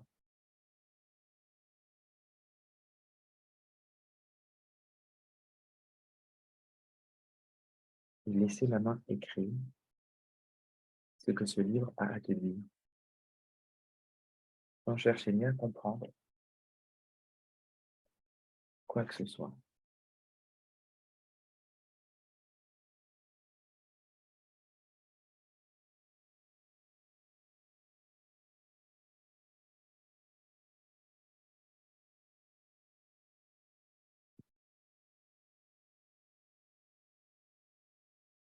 Et si rien ne vient, c'est OK aussi.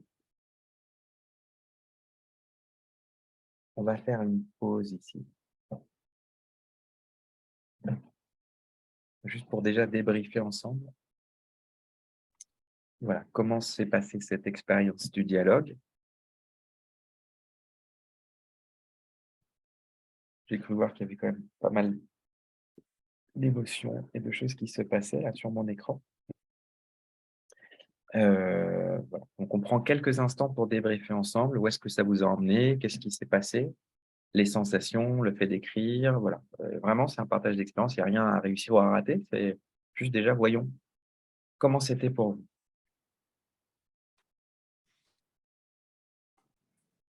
Vous voulez partager oralement, c'est OK. On dépassera un petit peu, hein, mais il est 10h moins 3, donc je pense on dépassera d'une vingtaine de minutes, hein, en termes de timing. Je vous préviens si jamais vous devez partir, quoi. Oui? Déjà, je galère à écrire de la main gauche. C'est Ouais, des hiéroglyphes, c'est pas. Mais je sais pas si c'est comment dire, une ouais, espèce de réponse qui émerge dans ma tête et qui rentre en contrariété avec les gestes que voudrait faire la main. ouais. Tu vois, je sais pas si c'est clair ce que je te Si, dis. si, c'est très clair. Ouais, ouais, tout à fait. Et j'ai l'impression que c'est vraiment une lutte d'écrire avec la main gauche, quoi. Ouais. Tu veux dire que Alors, là, est-ce que c'est un manque d'habitude ou est-ce que c'est une contrariété entre ce que ma tête dit à la main d'écrire ou est-ce que la main veut écrire? Enfin, c'est très perturbant comme.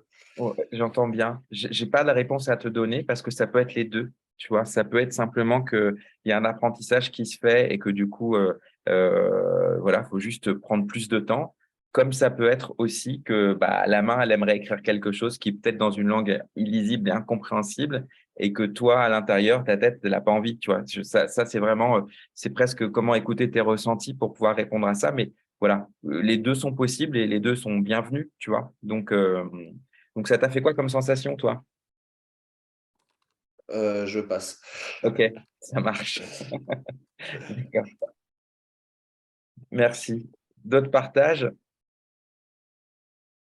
Je voulais juste En fait, c'est très drôle parce que j'ai pas réussi à. Le lieu de création, en fait, j'avais une première image et ça, je savais que c'était ma tête qui parlait.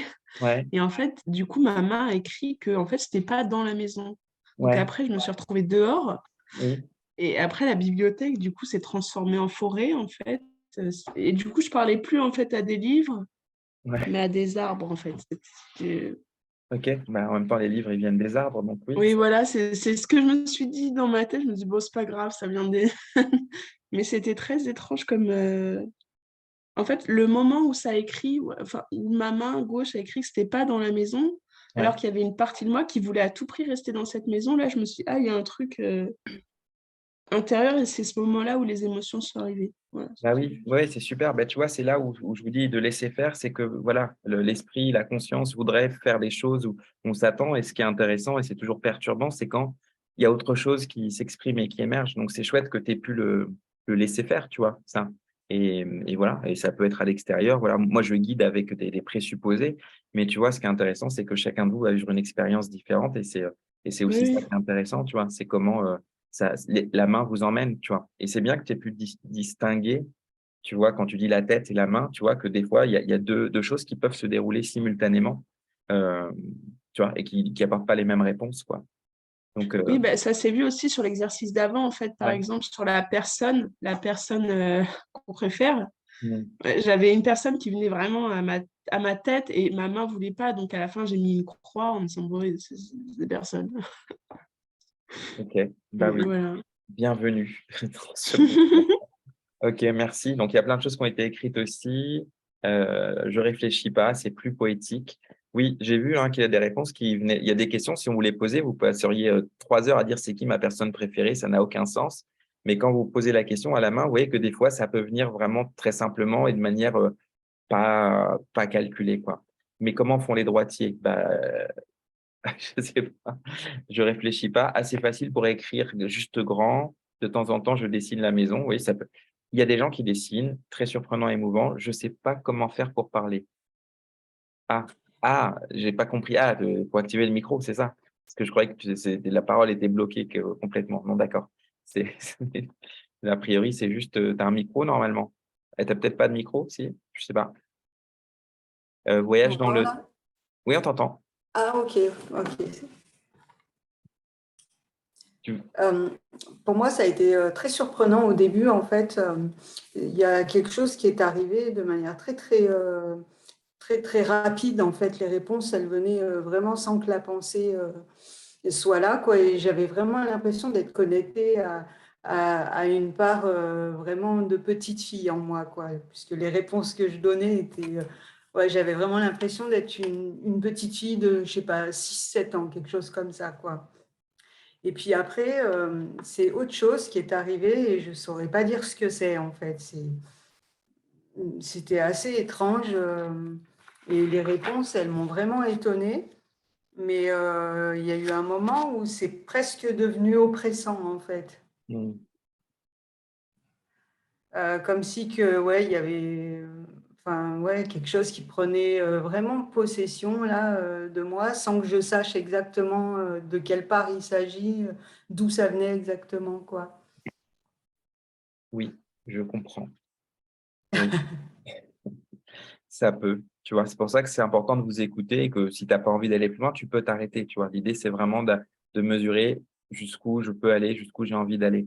Il y a un moment aussi où c'est s'abandonner à l'inconnu, c'est perdre ses repères de croyance, le temps de l'expérience en tout cas, pour voir est-ce que ça nous emmène. Mais ça peut être vertigineux et tout ça. Donc, oui, il y a des choses qui sont là, dans le corps ou ailleurs, et qui s'expriment à travers l'écriture. Donc, voilà. L'enfant, ça a été un peu suggéré parce que j'ai fait quelques phrases pour suggérer un petit peu que forcément, quand on écrit l'écriture, ça nous rappelle de l'enfance. Mais voilà, peut-être que certains d'entre vous ont eu l'impression, au contraire, que c'était, si on avait demandé quel âge as-tu à la main, elle aurait pu donner des âges très différents. Il y a certaines personnes qui ont accès à des parts très, très vieilles et très âgées, d'autres très jeunes. Donc, vous voyez, il y a quelqu'un qui a dit ma main est très jeune. J'avais l'impression que ma main, c'est Emmanuel dit ma main dirige les pensées. Moi, j'ai fait une belle rencontre.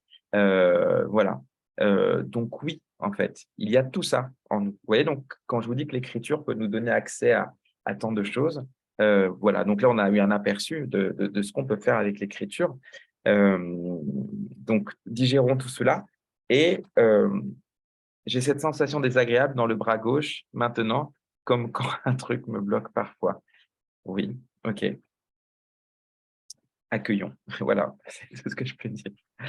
Accueillons tout cela. Donc, la question maintenant alors, ça fait beaucoup de choses. Donc, je vais pas aller beaucoup plus loin aujourd'hui parce que je voulais vous proposer encore un autre protocole, mais je pense que c'est déjà pas mal pour aujourd'hui. Mais juste là, à votre avis, avec cette technique du dialogue, je l'appelle la technique du dialogue, euh, comment elle pourrait être intéressante à utiliser? Que ce soit par rapport à vos problématiques ou par rapport à d'autres questions. Qu'est-ce que ça vous donnerait envie d'expérimenter ou d'essayer?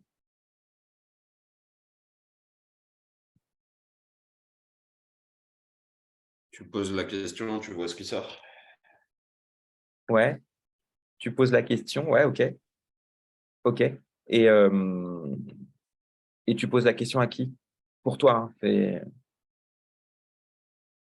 Bah, ou comment dire, se concentrer, enfin, limite se poser la question à soi et puis voir ce qui. Ouais. Ouais, enfin, Ouais.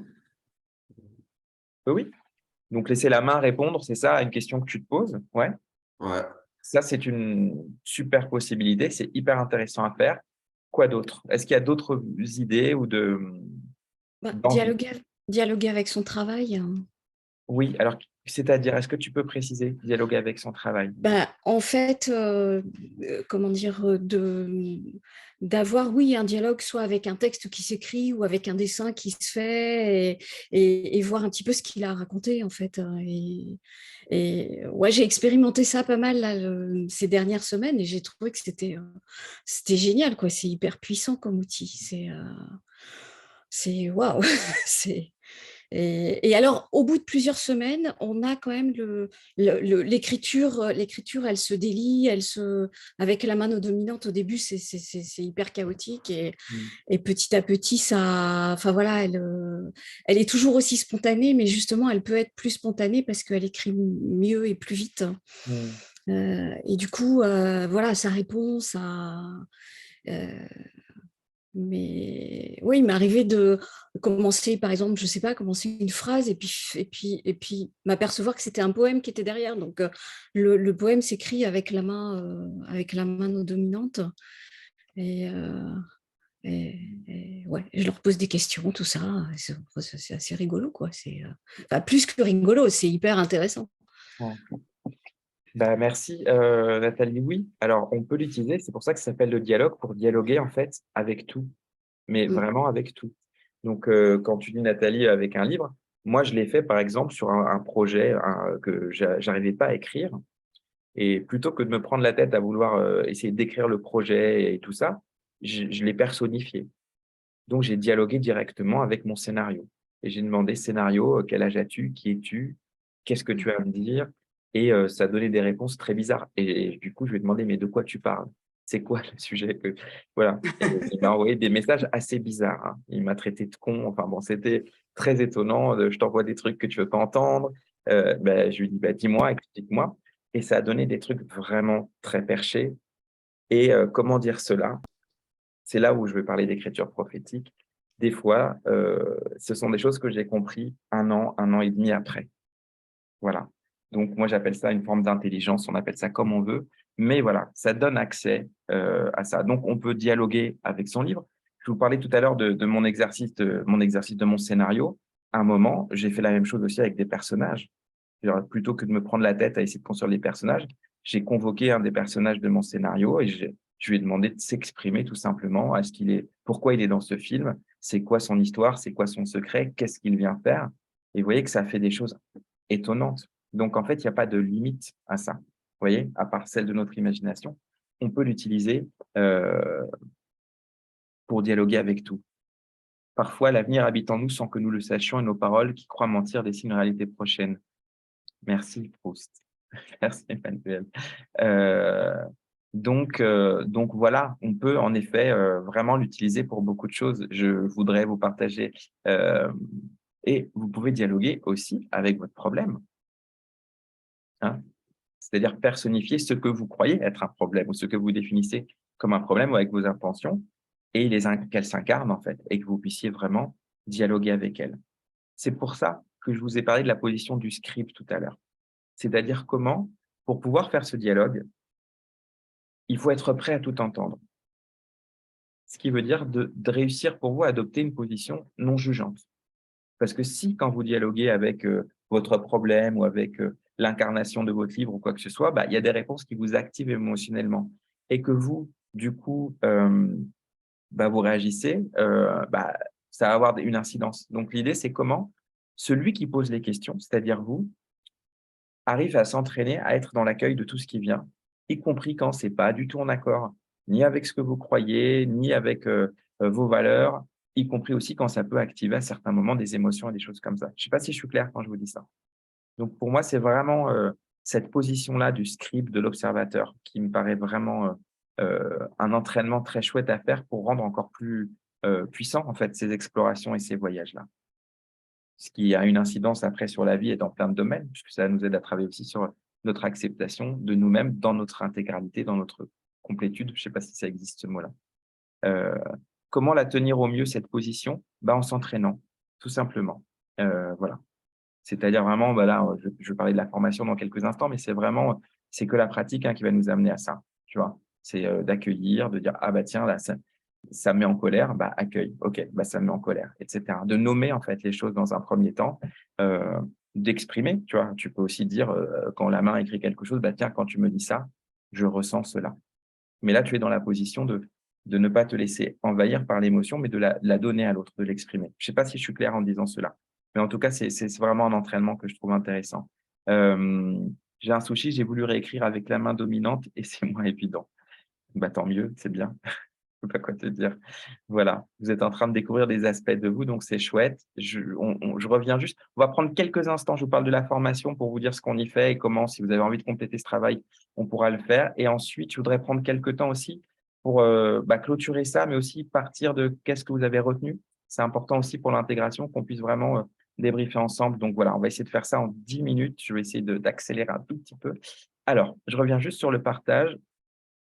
Quand je parle d'écriture prophétique, vraiment, là, j'ai pas le temps de vous raconter, mais voilà, moi, j'ai vécu des expériences un peu étranges avec ces techniques du dialogue, vraiment, dont certaines, il n'y a pas plus de quelques jours, où vraiment, quand je vous dis qu'à un moment, il y a une intelligence en nous, il y a des réponses qui émergent.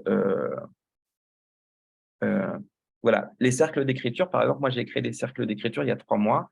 Bah, il n'y a pas très longtemps, je suis retombé sur des textes que j'avais écrits avec la main non dominante dans lesquels je parlais de ça. Et je n'en avais absolument aucun souvenir. Voilà. Donc, moi, j'ai un petit journal là que je tiens ici, c'est mon journal quotidien. Voilà, donc juste pour vous montrer, je ne sais pas si on voit, parce que je ne me vois pas, moi. Voilà, donc, vous voyez quelque chose ou pas ici? Donc, la main non dominante, des fois, ça fait des gribouillis, ça fait des trucs qui n'ont aucun sens. Ça fait des dessins, ça fait des choses bizarres comme ça, OK? Donc, et parfois, ça fait des mots.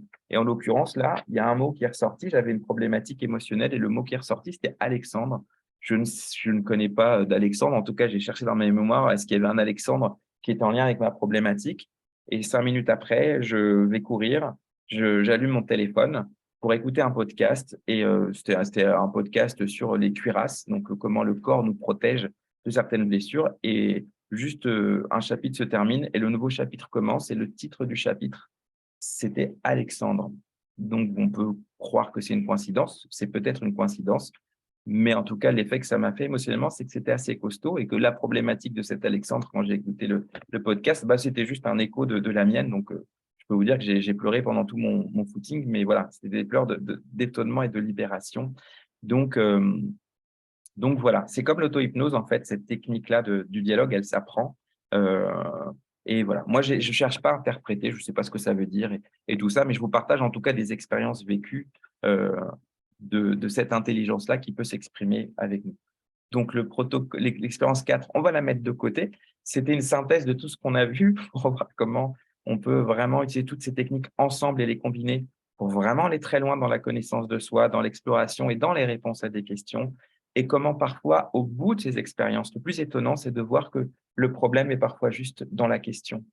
Et que cette question, le fait de se poser la question est le problème, si je peux le dire comme ça.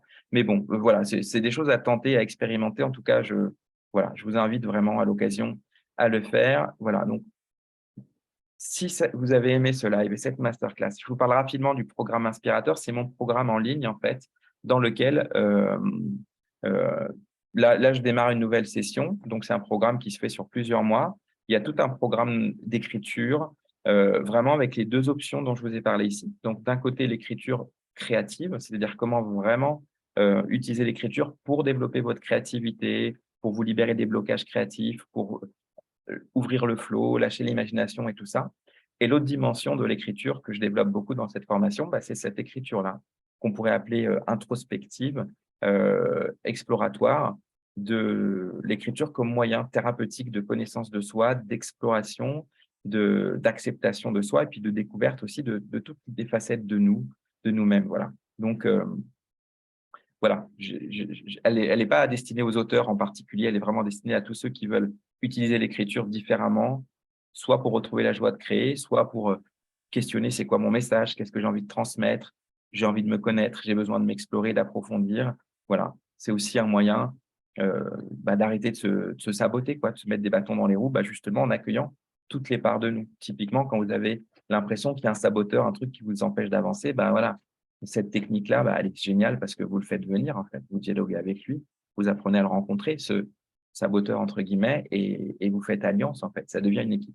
Enfin, voilà. Donc, voilà, l'idée, c'est vraiment de vous amener à vous connaître et à développer une authenticité parce que dans ma croyance, plus tu te connais, plus tu connais dans ta profondeur et ta complexité, plus tu peux atteindre les autres dans leur profondeur, leur complexité, à travers tes messages, à travers ta capacité à les comprendre, etc. En tout cas, c'est l'angle voilà, de cette formation. Donc, voilà pour le programme inspirateur. Vous trouverez les infos en ligne hein, et tout ça, mais voilà, il y a des lives. En gros, tous les 15 jours, on va faire un live. Il y a tout un programme que vous pouvez suivre tranquillement tout seul, etc.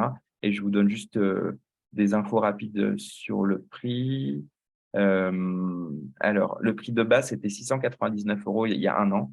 Là, je l'ai divisé en deux cette année, en 2022. Ne me demandez pas pourquoi, parce que j'en sais rien. Mais voilà, donc elle est à 347 € cette formation. Voilà. Et là, aujourd'hui, pour les gens intéressés, il y a un code promo qui s'appelle Namirad et ça vous fait 50 € de réduction en plus. Je vais le maintenir pendant 24 heures, ce lien, qui fait qu'au lieu de payer 347, vous allez payer 297 € pour la formation. Je pense que ceux qui l'ont fait l'année dernière savent qu'ils n'ont pas du tout payé ce prix-là, donc j'espère qu'ils ne m'en voudront pas trop. Mais voilà, voilà. Donc ça, c'est vraiment le programme en ligne qui est… Bon, je ne sais pas s'il y a des gens qui sont là, qui l'ont fait, qui peuvent témoigner, mais qui est assez complet et vraiment pas mal pour travailler sur soi. Voilà. Et là, Moi, je veux ouais, bien, Amir, si tu veux, ouais, dire juste un petit mot, parce que je l'ai fini il n'y a pas longtemps, moi, ok.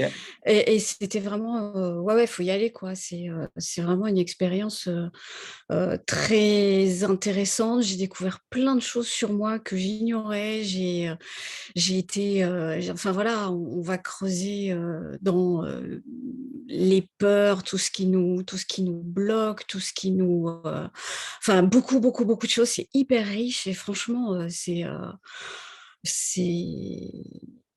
ouais, je regrette pas quoi. C'était vraiment une super expérience. Cool. Et j'ai passé l'été dessus.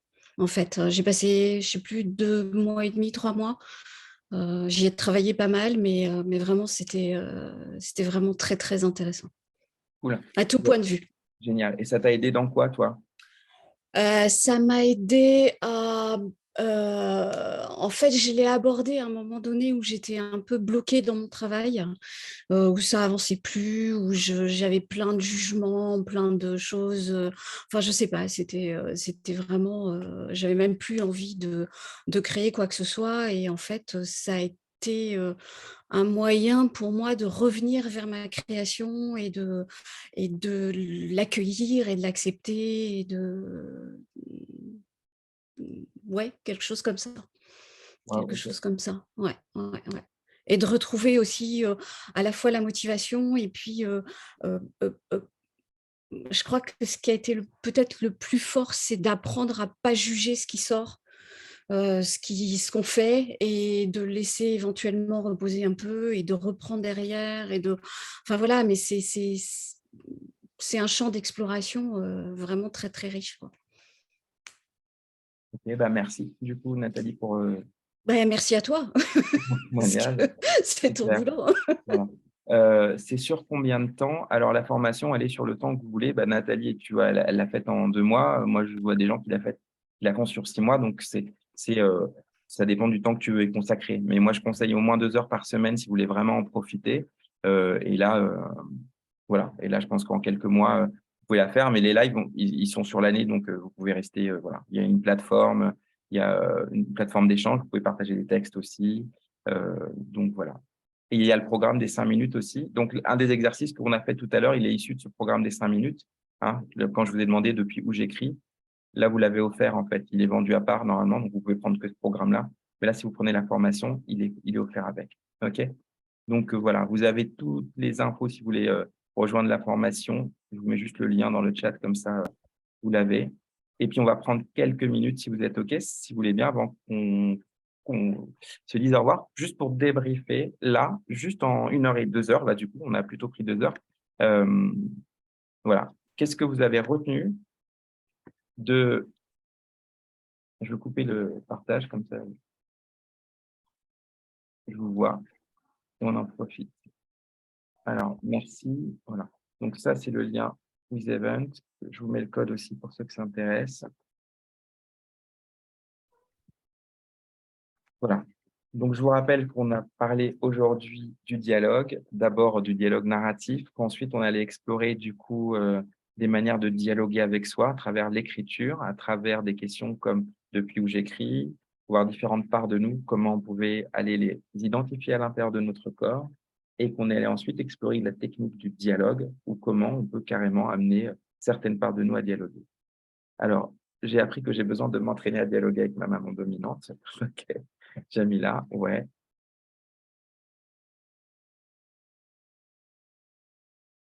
Voilà. Et puis, s'il y a des questions aussi, parce qu'on peut rentrer plus précisément, on a quelques minutes, par rapport aux problématiques que vous avez amenées, ça peut être intéressant si vous voulez qu'on prenne un exemple de comment travailler cette problématique euh, avec ces techniques. J'adore l'idée de l'alliance de la créativité et de la connaissance de soi. OK.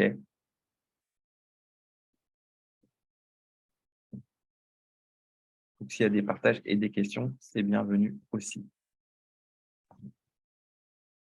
Je suis désolée, j'ai une question sur la formation, en fait. Oui. Comment ça se passe? C'est en ligne et on a des exercices à faire soi-même tout seul dans notre coin et il y a des lives ponctuels ou alors c'est tout en distanciel et on est vraiment autonome?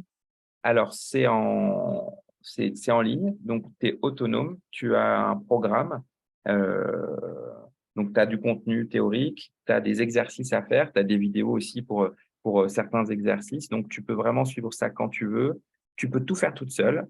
Et puis, moi, je fais des lives, en gros, tous les 15 jours, dans lesquels on se retrouve pour débriefer, pour parfois faire des exercices en direct ensemble, euh, partager des expériences, voilà. Et les lives sont en replay, donc il y a des gens qui viennent jamais au live et qui font tout dans leur coin parce que comme ça, ils gèrent leur timing quand ils veulent. Et puis, les gens voilà, les lives vont reprendre là début janvier. Et les lives, bah, il y a une date qui est posée et puis bah, ceux qui viennent sont bienvenus, voilà. Et du coup, on peut échanger. Voilà. Donc, c'est un petit peu ça le principe de la formation. Il y a un groupe Facebook aussi et tout ça, quoi. Super. Alors, En ça tout cas, répond. merci. Ouais, tant pis. Voilà. Y a-t-il des questions?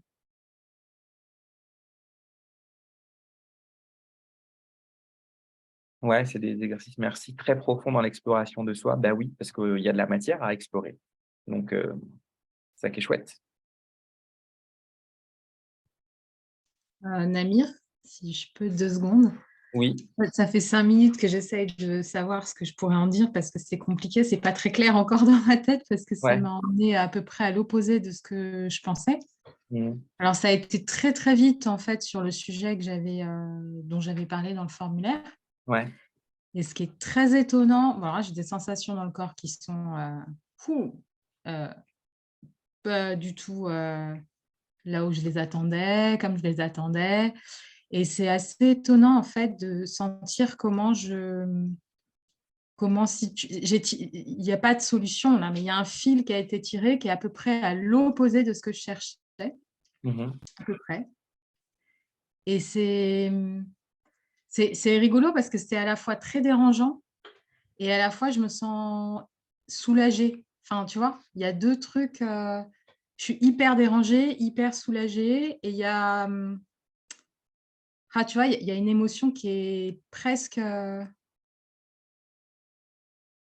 tu vois, je sais même plus tu vois, c'est encore mais c'est vraiment étonnant la puissance en fait de l'outil, quoi. Vraiment. Mhm. Oui, bah là, c'est global, donc c'est bien parce qu'on ne sait pas de quoi tu parles exactement, mais sur le principe, oui. Tu vois, je reviens sur cette phrase de tout ce que tu crois être, tu ne l'es pas. J'ai envie de te C'est dire ça, que ouais. c'est la même chose avec tout ça, c'est-à-dire que tu crois que le problème, il est comme ça et que tu penses que les solutions, elles sont dans cette direction-là. Et en fait, en allant explorer, bah, tu peux avoir des réponses extrêmement étonnantes. Moi, j'appelle ça des fois, ça s'auto-dissout. Je sais pas comment dire, c'est-à-dire que le problème il Oui, n'existe plus tout à coup quand tu arrives à ouais, le voir sous une certaine perspective, tu vois. Donc, ouais, c'est pas systématique, mais en tout cas, ça peut amener vers des sensations très étonnantes comme ça. ouais. Mais ça me fait rebondir là en t'écoutant là, ça m'a fait ressentir que oui, c'est ça le truc en fait, c'est que c'est rigolo, il y a un jugement qui s'est levé en fait. C'est-à-dire que je viens de me rendre compte, en fait, je viens de me rendre compte que je me jugeais beaucoup parce que là, le jugement a été levé. C'est-à-dire, j'avais même pas conscience que je portais un jugement sur le truc, quoi. Mm. J'étais convaincue que c'était une observation raisonnable et raisonné de ce que je vivais. Mais pas du tout, en fait. Oui, je reviens juste une seconde comme ça sur le début. Comme ça, vous voyez en effet que dans les problématiques qui avaient été exposées, hop, je reviens juste dessus. Après, je ne vais pas vous retarder plus parce qu'il se fait tard. Mais en effet, alors, je ne sais pas si on l'a, au tout début, hop, hop, hop. Ah, il ne veut plus remonter. Attendez, c'est où? Parmi les problématiques qui avaient été évoquées, en effet, on avait où est-ce que j'avais jugement? Blocage interne, procrastination, manque de confiance. Ah bah non, je l'avais même pas noté. Si peur du regard des autres, non, c'était où? Bah non, tu vois, je l'avais pas noté celui-là. Je croyais. Pourquoi celui-là tiré? Qu'est-ce qui... Non, mais en tout cas, oui, je te rejoins complètement. C'est quand même une grande part de nos sources de souffrance, c'est la manière dont on se juge, en fait. Voilà. Et ce qu'on a fait là, en développant la position de l'observateur, donc en permettant d'avoir différents points de vue, bah, ça permet de dissoudre ça, en fait, de pouvoir le voir déjà, ce qu'on ne voit pas forcément, et de prendre de la distance par rapport à ça. Ouais. Donc, oui. OK. Voilà, je vois plein de merci. Merci beaucoup. Je retiens la technique du livre pour aller chercher une réponse. Eh bien oui, voilà. Alors, je crois qu'on arrive au terme. Y a-t-il une dernière question, une dernière remarque avant que l'on se dise au revoir?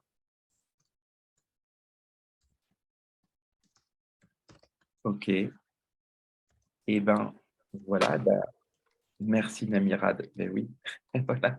Je vous embrasse à tous. Merci pour votre participation. Et voilà. Merci Namir. Merci beaucoup. Merci à vous. Salut à Bonne tous. soirée à tout le monde. Merci, bonne soirée, au revoir. Merci, Bonnes Namir. écritures.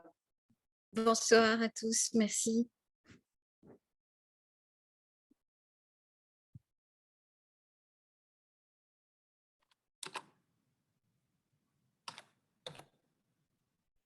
Salut Nathalie. Salut Noria.